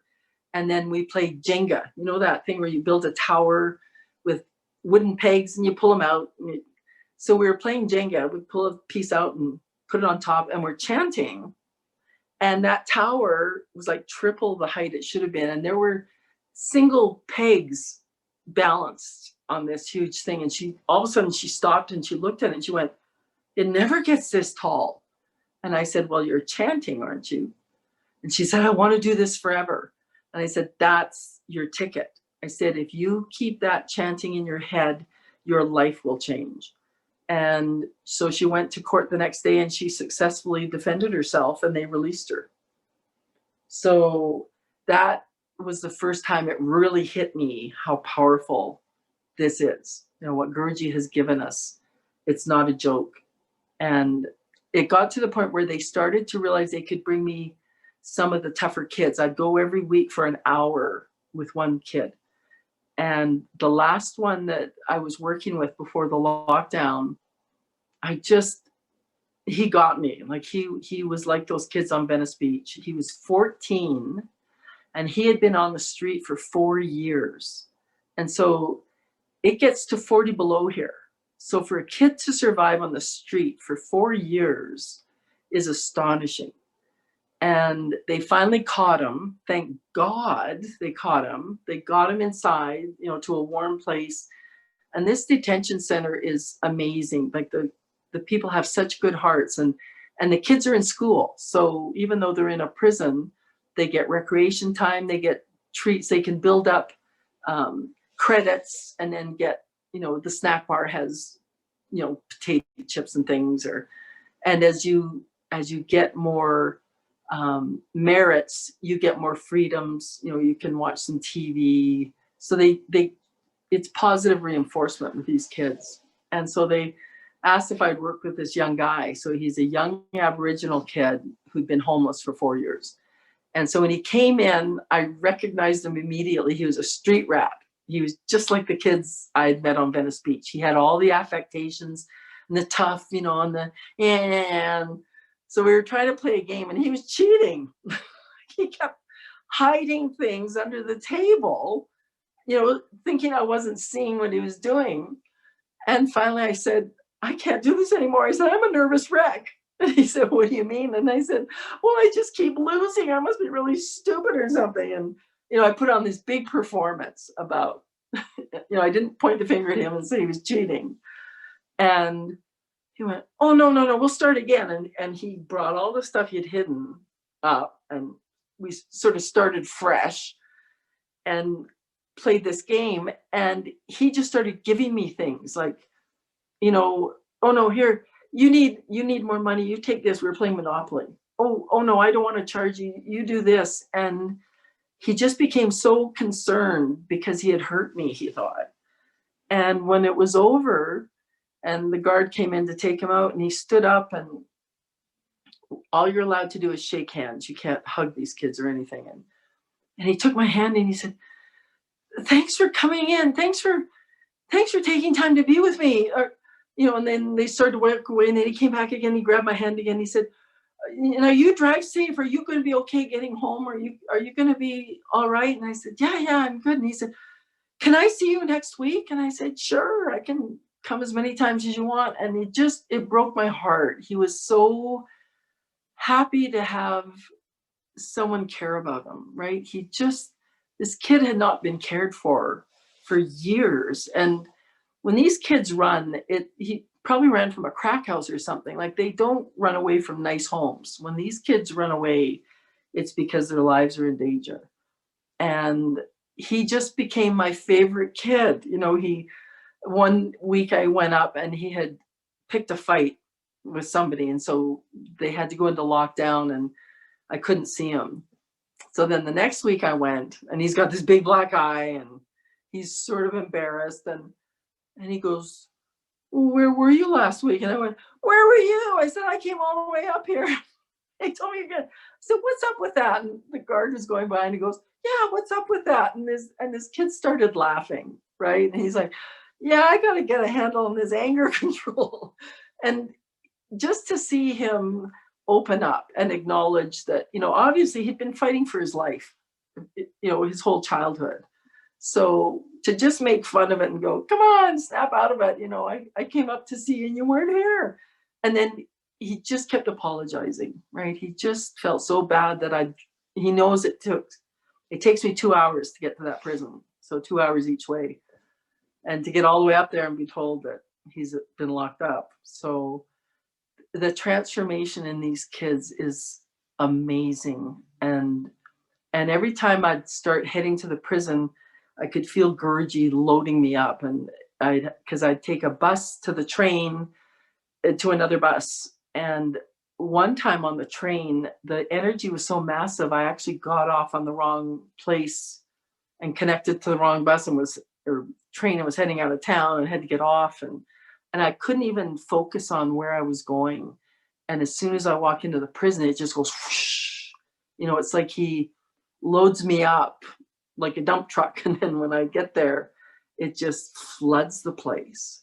And you can see him shifting it. Like, it's unbelievable the way his energy field just affects everybody. You know, the guards weren't concerned about the way I looked. You know, they weren't sort of giving me a double take. And then they started introducing me to some of the other people that were coming out. There's a Buddhist monk that comes up. So it's just, I'm getting a note that my battery's getting low. So I think I'm going to have to, now you're getting a tour of my place. Actually, I wrote an article about that. Some of you may have seen it, about chanting mantras in prison. It's in Hinduism Today. And for Hindu chaplaincy in prisons. So now I'm working with a bunch of people worldwide about how to get mantras and stuff into prison. I'll be right back. So don't be surprised if the seva ideas that pop into your head might not seem to have anything to do with the ashram or Bhakti Marga or anything, but Guruji knows why he's sending us to these places, right? If you get an epiphany that you should go help somewhere, just go, because you don't know what will come from it. That's true. Thank you, Swamini, for sharing about your prison work. It's very inspiring. I wanted to ask you one more question from your satsang. You highlight about forgiveness, and you spoke about it like very intensely, and you spoke about it through your marriage with your husband and what you went through. I thought maybe you could share a bit on that for those who haven't watched that satsang. Okay. So after my husband attacked us, I, pretty much was going through post-traumatic stress. It blew my mind that had happened. And I ended up homeless with our baby because I had to run. And the big surrender for me happened one night. We were in an abandoned motel room and the rain was pouring into the door, and I had my kid wrapped up in this box, and I just cried all night long. I couldn't believe my life had come to that. And I surrendered. I just said, God, if you really are still out there, I give up. I don't know how I got here and I don't know how to make it stop. But if you fix this, I will do whatever you want for the rest of my life. And it ended that night. The next day, friends came and picked me up, and we were taken to their beautiful home, and I was making topiaries. They paid me cash at the end of every day, and the trauma was over. And that's when I started, I stumbled onto Paramahamsa Yogananda's teachings and Kriya Yoga. And so what was revealed through the course of these teachings was forgiveness. And I even went to the ashram and talked to one of the women brahmacharis. And she was saying the same thing. Wouldn't it be great for your son if he could see you two at peace having tea together? And I thought she was nuts. I thought, I'm dealing with a crazy person. You're talking about tea parties. But what she said wouldn't go away. And she said, you are holding him in that image. She said, by seeing him as this demon, as this horrible person, he can't change. The impact of your image on him is holding him in that position. And I'd never thought of it that way. I never thought that the way I saw somebody would affect them like that. And so I made myself remember him the way I met him, that he was this beautiful, spiritual, helpful guy. And I just started robotically saying, I forgive you, but my heart wasn't in it. I'd sort of chant it while I was cleaning. I forgive him, blah, blah, blah. But I didn't. I hated him. I wanted him dead, right? I just couldn't get over it. And then finally one day I meant it. And I think it was just by repeating it over and over and, doing the sadhana, doing the kriya. And all of a sudden I realized I meant it. I missed that amazing spiritual person I'd married. And I forgave him. It was over. And that next day, I was just walking in this little town, Encinitas, and ran into him. And we hadn't run into each other for a long time. And we looked at each other and we were just happy. We just smiled. And there was no emotion, right? All that anxiety and fear and everything was gone. And we just kind of grinned at each other and, how you doing? How you doing? And we agreed to meet at the beach so he could see his son. And he was back to being that amazing person again. And years later, when I was with Swamini Nithyananda, he did an Akashic reading for me, where, the Akashic records are everything we've ever been and will be. And so I asked him if I had known John before, because that connection for us was instantaneous on the beach. And he said, you were with him before, and the same thing happened. And that's why you had to get back together and relive it, because he said in the past life, you committed suicide, you hung yourself. And he said, there will be evidence of that hanging on this body. And so I told him, I said, I was born with the cord so tight around my neck, they couldn't get me out of my mom. And he went, that's it. And so he said, our biomemories carry remnants of all these lives on us. So if you have a funny birthmark, it might be from a bullet wound, right? We have things on these bodies, on these biomemories, that do show a record of what we've gone through. So me being born with the cord was a sign of the hanging. That's how I left the last life. And he said, but because you forgave him in this lifetime, you are clear of the karma. And the fact that my husband, I said, what happened to John? Like, he had just disappeared. And the Swami said, when he realized what he'd done to you, he committed suicide. So my son's father has to relive the lesson again. When he reincarnates, he has to go through that same horrible lesson again. And so that's why I say to people, forgiveness to me is the biggest lesson we can ever have, because you doom yourself to repeating these lessons unless you forgive, right? You will keep like for me, if I hadn't forgiven him, I would have had to keep attracting abusive men until I realized I was triggering the lesson and I had to forgive. And so to me, that applies with family, bosses in the workplace. Any grudge you are holding is going to kill you. Like, I know this from experience. You have to forgive. And what I've learned is not forgiving is as big a sin as harming somebody. So every lesson, there's two people in those lessons. One has to forgive, the other has to stop the violent behavior. And as Guruji says, forgive yourself and then you can forgive others. So, when I ask for forgiveness, if I've ever done this to somebody, I'm so sorry. When I finally owned up and took responsibility and said, I have been like this. I must have done this or I wouldn't be getting this lesson. And it's, most of us want to protect our ego and say, well, I never would have done anything like that, or I couldn't have possibly been, that's why Guruji says he doesn't tell people about their past lives. He says, you don't want to know. He said, you're barely handling the life you've got. If you hear how horrible you were last time, you might stop functioning. If we really knew how horrific we've been, it might be more than we can bear. So the beauty of being with a guru is they can clear the karma. And what I've experienced is you get like 10% of the lesson. If you weren't with a guru, you would have to have 100% of that lesson. Maybe I should have died at the hands of my husband. But when you're under the care of gurus, they give you a small version of that lesson. Wow, that's deep, Swamini. Wow. Well, and just because someone is the instrument of your lesson doesn't make them bad, right? Just because my husband had to deliver that lesson to me, right? So that's why he says, don't judge anybody. Just because Guruji has sent them in to drive you crazy. And they talk about that at the ashram, how Guruji's constantly putting people together who just,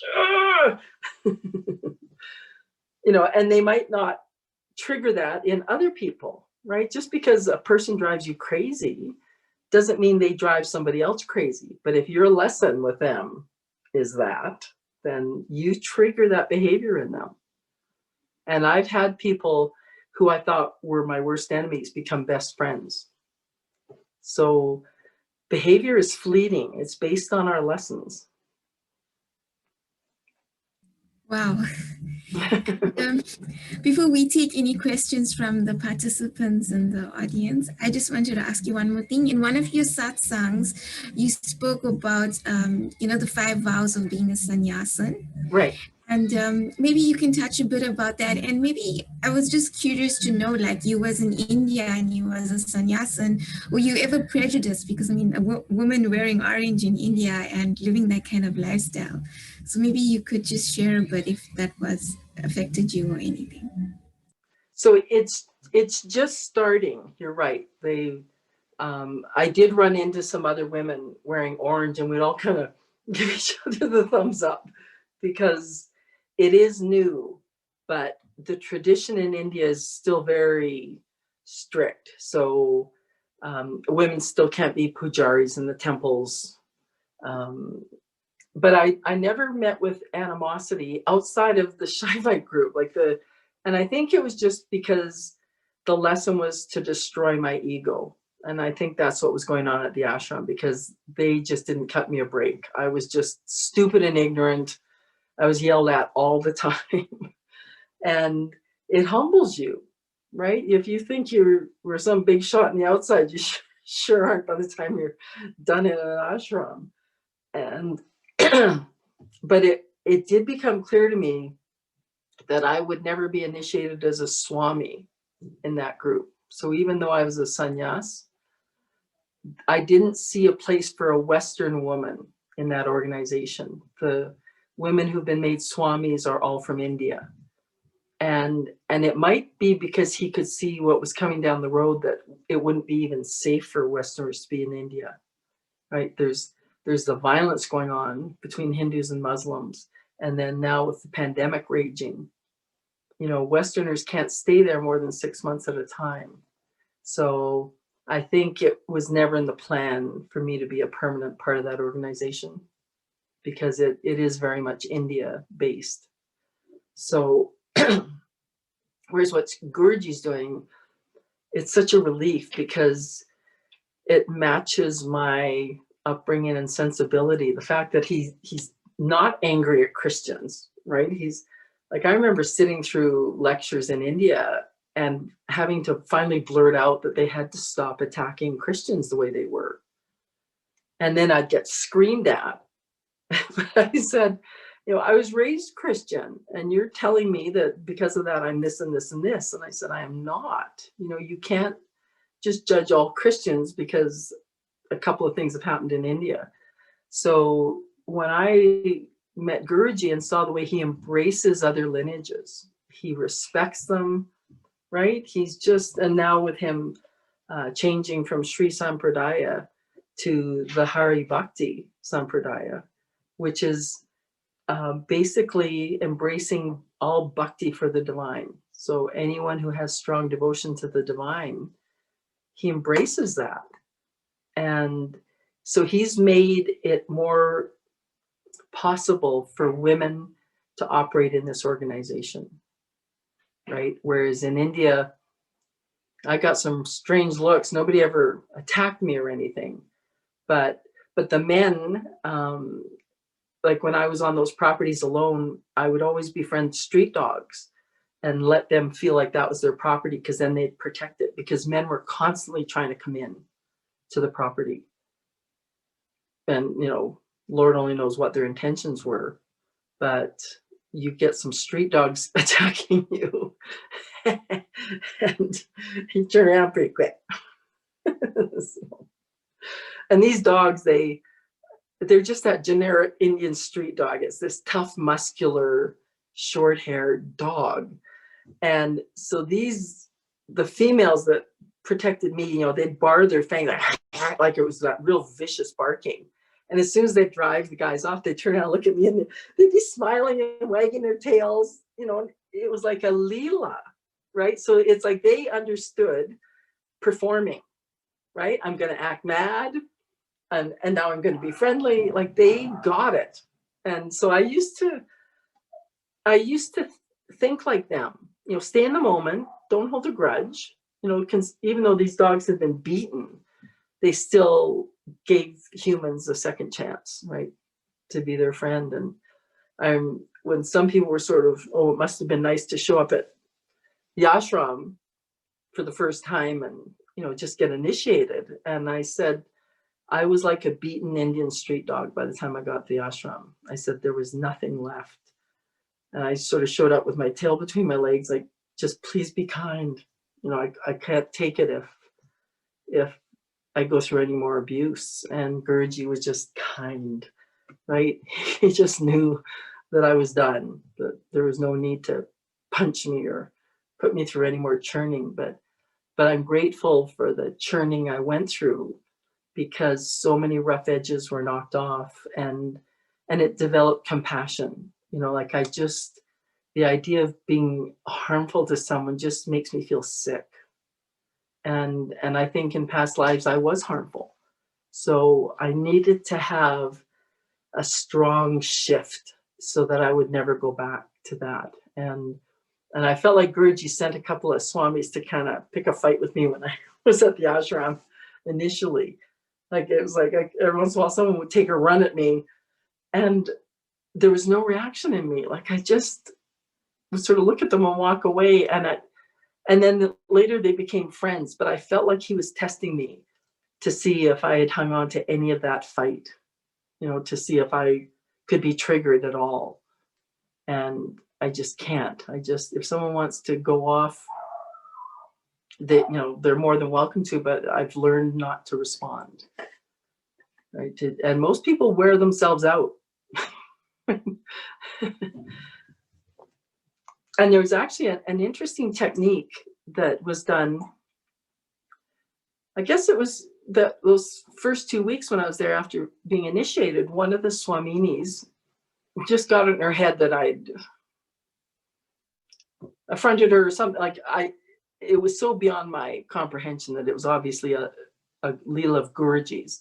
But what it triggered was an amazing process. We were taken by like an arbitrator into a room, and we were all given a piece of paper, and we were allowed to talk one at a time. And I realized this was the best problem-solving technique I've ever seen. Because normally if you're not getting along with someone, you start screaming and then it escalates, right? And everyone just starts screaming louder and nobody's listening. And so what this was, since she had a problem with me, she was allowed to speak first. And what I would do is I wouldn't respond, but I would write down a comment. So if she said something that I had a reply to, then I'd write it down. So she spoke all alone in this boardroom. And so at first she was very emotional, and I just made some notes. And then it was my turn, and I just responded, you know, and I said, I understand that's how you perceived reality. And then this is how I'm perceiving it. And so I said my side, and then the arbitrator would make comments on what he'd heard from the two of us. And then there was another round. And so the second time, she was already running out of steam, and she started to analyze herself. And well, I guess I would have missed, I thought you did this, but I guess I must have understood that. I must have seen this as a statement about and she basically self-analyzed herself and calmed right down. And then when it got to me, I said, well, you know, let's start fresh. Why don't we just introduce ourselves again? And she's like, you're willing to do that? And I said, yeah, let's just start fresh. So we introduced ourselves and hugged, and it was over. Like, it was the most brilliant way to handle a disagreement. And I know a lot of sanghas, I hear that a lot of sanghas' personalities start, you know, knocking heads. And this is an amazing way to resolve it. If two people are really not getting along, you sit them down with their piece of paper, and then they can't be interrupted. They each get to say their piece and respond to something the other one said. And it de-escalated faster than I've ever seen an argument resolve itself. So it really is I don't know if it was Guruji that came up with it, or, you know, someone from the business world had learned it, but it's brilliant. And she and I are friends, right? So it was just, you know, we triggered past some scares in each other, like who knows what it was, but it was resolved. So I highly recommend that. Wow, that's some really good insights and advice. So let's open it up to people in the meeting. And if anybody has any questions for Swamini, you can raise your hand, use the raise your hand function. I'm going to grab my water. I'll be right back. Okay, cool, no problem. You can use raise the hand function or just let us know in the chat, and it's your opportunity to ask Swamini any questions. I take the opportunity to scroll through here and look at all of you. We seem like we don't have anybody who has any questions. I stunned them into silence. Well, it was quite a journey.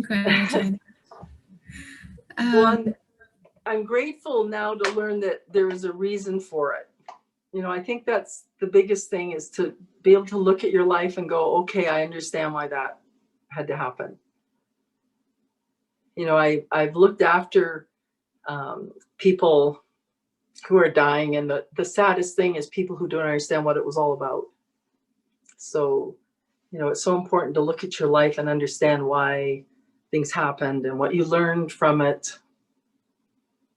You know, and I went through a huge period of time, you know, just criticizing myself for being such a loser. You know, my son's first 6 years were unbelievable. And I just thought, I'm the worst mom on the planet. Like, how do these things keep happening to us? And, you know, once he was older, he said, that was the greatest adventure. He's, you know, because he never felt fear. He just saw that we were on a grand adventure, and all his friends envied him because he wasn't in a boring house with, you know, the same bedroom. You know, we were in teepees and artist colonies, and it was just nuts. So it's very important not to judge yourselves. You know, as Guruji says, don't be so hard on yourselves, and find the humor, right? I think humor is what kept me alive, was being able to look at some of this stuff. Okay, we seem to have one hand raised. It's Krishna Das. Krishna. Jai Gurudev Swamini, Jai Gurudev. Jai Gurudev. Thank you so much for your lovely satsang and sharing your life experiences. It's quite amazing to hear it. Yeah, I think personally as well, I was always intrigued by Paramahamsa Nithyananda as well, before even meeting Guruji, knowing that he's an incarnation of Lord Shiva as well. So it was nice to hear your own experience of it as well, knowing that yet, you know, he is at one sense most dearest to him. And also knowing, reading from the Saints of Bengal, how Guruji, you know, loves that book. And he shares obviously we know Lord Shiva and Krishna are dear, but, you know, it's like different pastimes, they're very incarnate, and it's so amazing. So to also fit in, you know, how you shared, how you've transitioned, and, you know, they're always in sync. It's beautiful and quite amazing. And well, to know the austerity that you had to go through, even through that, that's quite intense. So really hats off to you to have persevered through your journey. So definitely wasn't easy. I think for anybody, and for you know, Mataji and now Swamini, really it's definitely an inspiration to all the devotees and myself. Oh, thank you. Well, and I can see how I was being prepared for this all along, because my dad was a mountain climber. And so he hated resorts or, you know, Disneyland. We couldn't go anywhere where there was people. So I grew up, every vacation, we were in the mountains, in a tent. You know, sometimes there'd be a storm and the tent would be sliding down the mountain. And, you know, so he had us living as sannyasis, as, you know, on our vacations. So I realized he didn't want me to be one of those women who couldn't take it, who couldn't physically take a challenge. And when I was sleeping on the ground in India, I thought, well, this is just like camping, right? So, and I did, like they say, if you want to destroy someone, give them a life of luxury. And I did see that some people who were used to having a lot of stuff found this journey harder because it upset them too much when things were taken away. Absolutely. But thank you. I just wanted to thank you. I don't have any other questions. My pleasure. Yeah.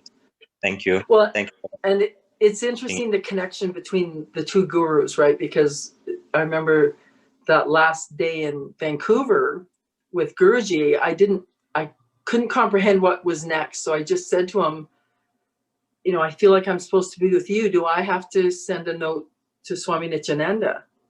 And he said, no, I'll contact him. And I realized all he does is shut his eyes, right? And they're in touch. And it was like Nithyananda had thrown the ball and Guruji caught it, right? Like, I'm sending one your way, did you catch her? And then I've heard it goes the other way too, right? That Guruji sends people to Nithyananda too. So it's whatever is best on your path is going to happen. And that's why they don't like it when people start fighting or being in separate camps. You know, you're in the group that is going to move you along. Yes. Yeah. So yeah, and we have no concept of the level they're operating at. So just be quiet and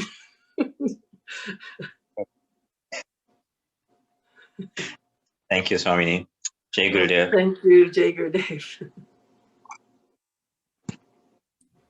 Thank you, Swamini. Anybody else has any questions?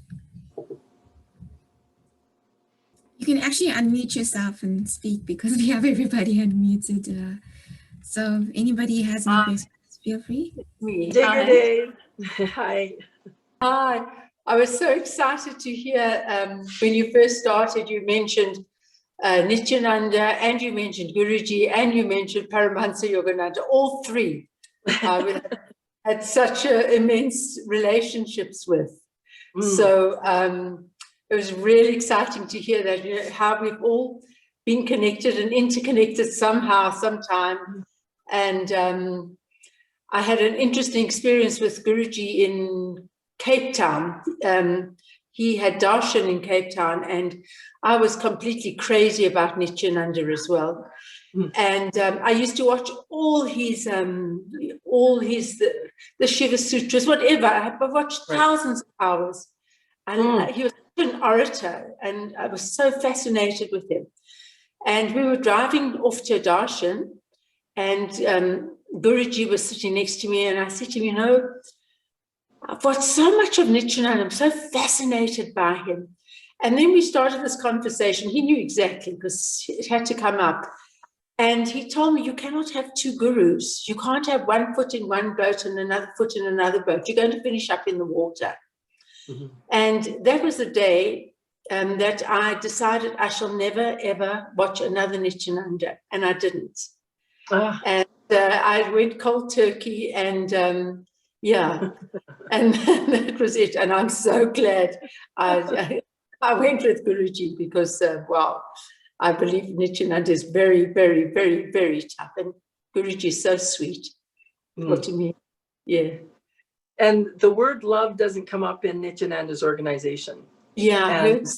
And I realized that was starting to hurt. You know, just the more it was technique, you know, do this, this will happen, do this. And I felt like I wasn't being allowed to love God the way I had before, because there was no God. That was just, we would dissolve into the mass consciousness. Yeah. And so when Guruji said, no, you're supposed to have a personal relationship, I was so relieved, because I felt like that had been stopped and it's just because of that view of the teachings, right? It's just a different way to look at the world. And I found a lot of scientists were very happy with that way of looking at the world. So it's whatever matches your wiring is what's going to be best for you. Yeah, well, apparently my Ishtadev is Lord Shiva. So it was quite natural for me to lean in that. Although my first teacher was Paramahamsa Yogananda. So for many, many years. So I've been very blessed. And, you know, I think this whole pack of us, right? It's not an accident that we've all stumbled into the same swimming pool together. It's been a wonderful ride. It's been Yes. wonderful. I watch you often. I so enjoy your thank you. meditations. Thank you so much. Well, and just like Merlin was saying at the start, thank God for COVID, right? Because it's done us a lot of good. It has. Because, you know, me not being able to physically find a Sangha here, you know, would have driven me crazy if I hadn't been given another outlet. And so when Guruji said, you're no longer confined to being a country Swami for Canada, you are worldwide. You're allowed to connect with any country you want. And that was such a freedom.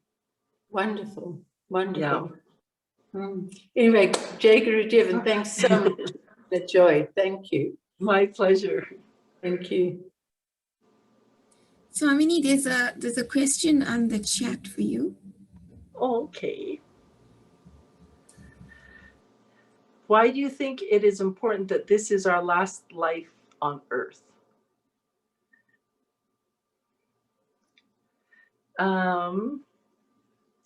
Well, I was told something a long time ago before I stumbled into this path, and it was that all the other planets had lived a full cycle and everyone had moved to a higher vibration. So the planets in our solar system are still inhabited, but we're at a lower gross vibration, and that's why we can't see what's going on. And that the same thing is supposed to be happening on Earth, that there's a set timeline for souls to keep incarnating and incarnating and learning the lessons. And the thing is to attain liberation so that this is your last life, so that you don't keep coming back to this energy field, because this planet is going to stop. Just like Mars, Venus, they all stopped. And you look at the catastrophic environment conditions going on right now on the planet. You know, I'm wondering if there isn't a ticking time clock on how many times we can reincarnate and the planet will still be here to hold us. So I think it's like you're given so many chances to attain liberation, and then you just move to the next level. This is a school. So believe it or not, planet Earth is like kindergarten. And you know, when you stop incarnating in kindergarten, then you get to go to grade 1, grade 2, grade 3. And there was a conversation that Paramahamsa Yogananda had with Sri Yukteswar that was in Autobiography of a Yogi. And it was after Sri Yukteswar had passed away, and Yoganandaji couldn't get back in time to see him in India before he left. And he was distraught by that. And apparently, you know, Yogananda was on a speaking tour somewhere, and one day Sri Yukteswar manifested a physical body in his hotel room and came back to see him one last time. And the way Yogananda told it was, you know, he ran up to him and got him in this big bear hug and was squeezing him, going, "You're really here, you're really here." And Yukteswar was like, "Yes, I am, and you need to lighten your grip." So he had, you know, just like Jesus, he had physically come back in a body to have a conversation with him. And Yogananda said, "What are you doing? Like, so what's it like where you are?" And he said, "I'm still a teacher," right? So he was at the next level, the next dimension.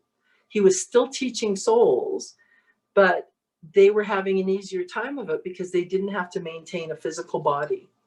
So they were, I guess, the astral body, I don't know, I think we have 5 bodies. So they'd only dropped the physical body. And so they're still operating, but at a higher dimension. They're still learning, they're still seekers, and Sri Yukteswar was still teaching. So to think that we're only learning lessons here is crazy. You know, there's all of these higher dimensions and lokas and places to learn and expand. And I think it's just crazy, like how many times do you want to repeat kindergarten, grade 1? You know, and that when they say this is your last life on this planet, it just means that you'll have graduated to a higher existence.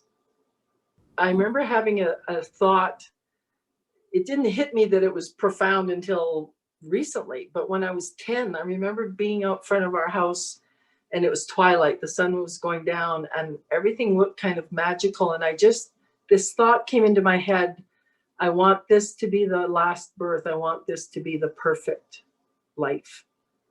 And, you know, I look back on it and it's a weird thing for a 10-year-old to think, but I think there was an urgency in me even then that I need to do everything right this time. I don't want to have to come back anymore. And I think that's why I signed up for so much to happen to me, because I think I agreed to clear all the karma, that I wasn't going to just be born and clear one thing, you know, and come back next time and clear one more. I think I agreed to clear all of it. And that's why all hell broke loose for so many years, because I'd agreed to be done. And so actually in India, Nithyananda told me this was my last birth. So I think I just wanted to get it all done. And when I look at how exhausted my mom was at the end of her life, and when I used to say, how are you? And she said, I'm just tired. And you could tell that life had just exhausted her. And knowing that she's going to have to reincarnate and do it again, it makes me sad, right? Because there was so much that she didn't deal with. She did very well. She was meditating and, you know, loved hearing about Guruji and would watch his videos. So she had moved a lot, but she still got to come back again. And when I look at how exhausted she was at the end of this life, to then have to go over it again, like I can't face that. I want to do whatever it takes to be done with these lessons and move to bigger, brighter lessons. Wow, thanks, Swamini. We have a fun question by Alan. He wants to know what was the song in the theater when you were going for your operation? Oh, and it's so funny because Swami Kanjalochara asked me that question. We were on stage for Just Love, and he had heard about my medical emergency. And he looked at me and he goes, what song was that? And I said, it was Bon Jovi, Living on a Prayer. And he said, I knew it. I knew you were a Bon Jovi fan. But it was Living on a Prayer. So what a song to have playing, going into an operating theater. And they had it cranked up. It was so loud. And it made me burst out laughing because I thought, only Guruji. You'd think that surgeons would have symphonies playing or, meditation music, not rock and roll. So Swami Kanjalochana is also an old rock and roller too. Nice.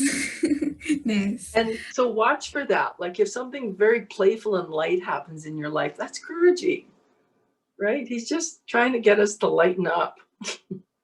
Nice. Thanks, Swamini. And you also answered one of my questions was, you spoke about the different kriyas, because I was so curious about that. I asked an Atma Kriya Yoga teacher this question before, and everybody's teaching kriya. You get kriya from Paramahamsa Yogananda, Nithyananda, the Satguru who's talking about a kriya, and then there's Guruji's kriya. And I wanted to know what is the difference, but they couldn't answer me. But I think that you covered it, when you explained it. Yeah, because Babaji knows what each teacher, what each guru, what their mission is and what they're bringing to the plate, really. And I know the most famous kriya of Nithyananda's was one that he did for high blood pressure. And the testimonial that came out very early on was from a man who had, it was diabetes. It was bringing down the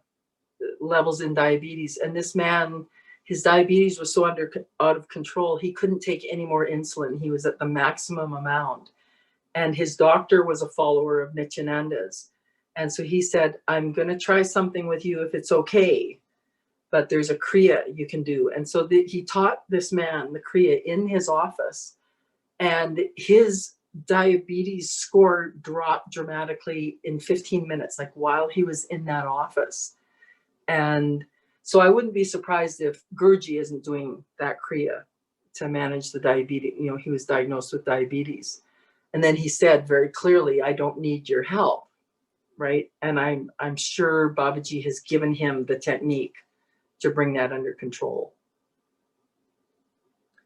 And so before I met any of them, I remembered searching for, you know, who's teaching Kriya Yoga, who knows Babaji. And like you say, there's a lot of gurus out there. Some of them are based in the Himalayas, and Babaji has worked with them and given them a specific technique because of the people they'll attract. Wow. And so you say all those kriyas are mostly focused on techniques, but it's Guruji's kriya which is focused on bhakti, right? Yes. And that's what I found so astonishing is the others, you know, I was marching through them like a science project, and, you know, I was feeling effects like a science project, but, you know, with Guruji's Kriya Yoga, I just burst into tears, and sometimes my hair stands on end. You know, sometimes I just feel like he's giving me a hug. So I find a more emotional reaction to Kriya Yoga than I ever did. With Paramahamsa Yogananda's, the first Kriya I learned, I know that it was delivered to America at a time and a place. So this was in the 50s? No, the 40s, I guess he was teaching that. And so there was a limit to what the Western mind would accept or handle. So that technique was for a time and a place. It's a real introduction for Westerners to understand Kriya Yoga. And for me, it removed fear. So that's what I was dealing with at the time. And that's what it did. It didn't evoke love or anything in me, but it did bring down the fear and anxiety problem I was dealing with. Thank you, Swamini. Okay, so it seems like we don't have any more questions. And so I think we come to an end of our program. Well, it was so lovely being with all of you, and thank you for inviting me. Thank you so much for being here. And your satsangs are just amazing. They're so deep, so insightful, so profound. And we're just so happy we could have you here, and we learned so much. And your journey was just amazing. The part where you spoke about you were a grohi, like a sadhu kind of thing. Oh, the agoris. Agori. Oh, that just left me like, wow. Yeah, I don't recommend that path for anybody. Yes. Okay, cool. And we just posted last night, we posted the YouTube from last Sunday. So the one on dangerous situations. And Govinda Das, you were at that one. He said, I don't know what to say. So much. So the recording for that one, Dangerous Situations and Spiritual Solutions, is on YouTube now. And will I be able to share the Prem Lounge onto that YouTube channel? Yes. Because that would be great. Okay, cool. I'll when it's ready, I'll send it to you. Cool. Oh, it's so great to have all these communities together. It is. It's amazing because I've met so many online sanghas. It's just been amazing. And yes. You learn so much and you connect with so many people, and it's like you just do it all in your room. That's right. And that's what's so beautiful is I've never seen a sangha so international. Like, it's astonishing how far he's reached. And I love hearing all the perspectives, right? Because everyone's got such a different, you know, he becomes different for every group. You know, he gives each group the guru they need to see. So it's lovely hearing the different interactions, because he's different with everybody.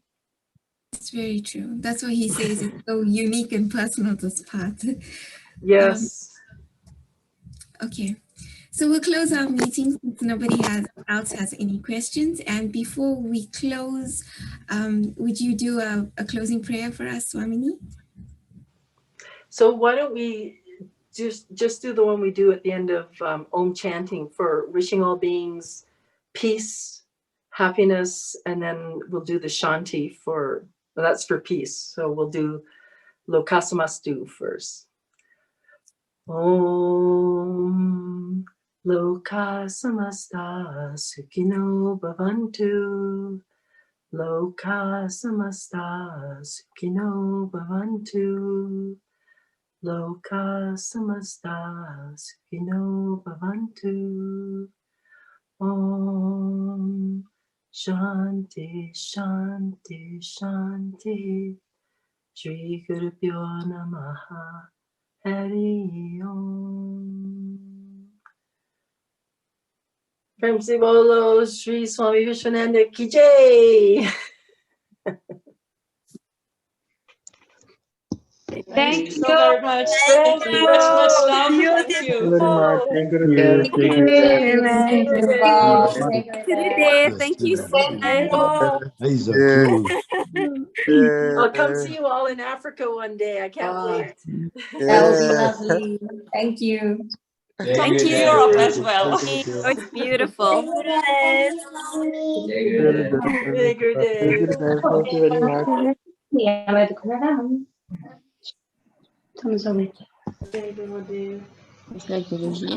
Thank you, Swamini. That was beautiful. Lots of love. Lots of love. So, Jai Gurudev, thank you, Swamini. Lots of love to you. Okay. Thank you, Swamini. Jai Gurudev. Thank you. Lovely seeing you all.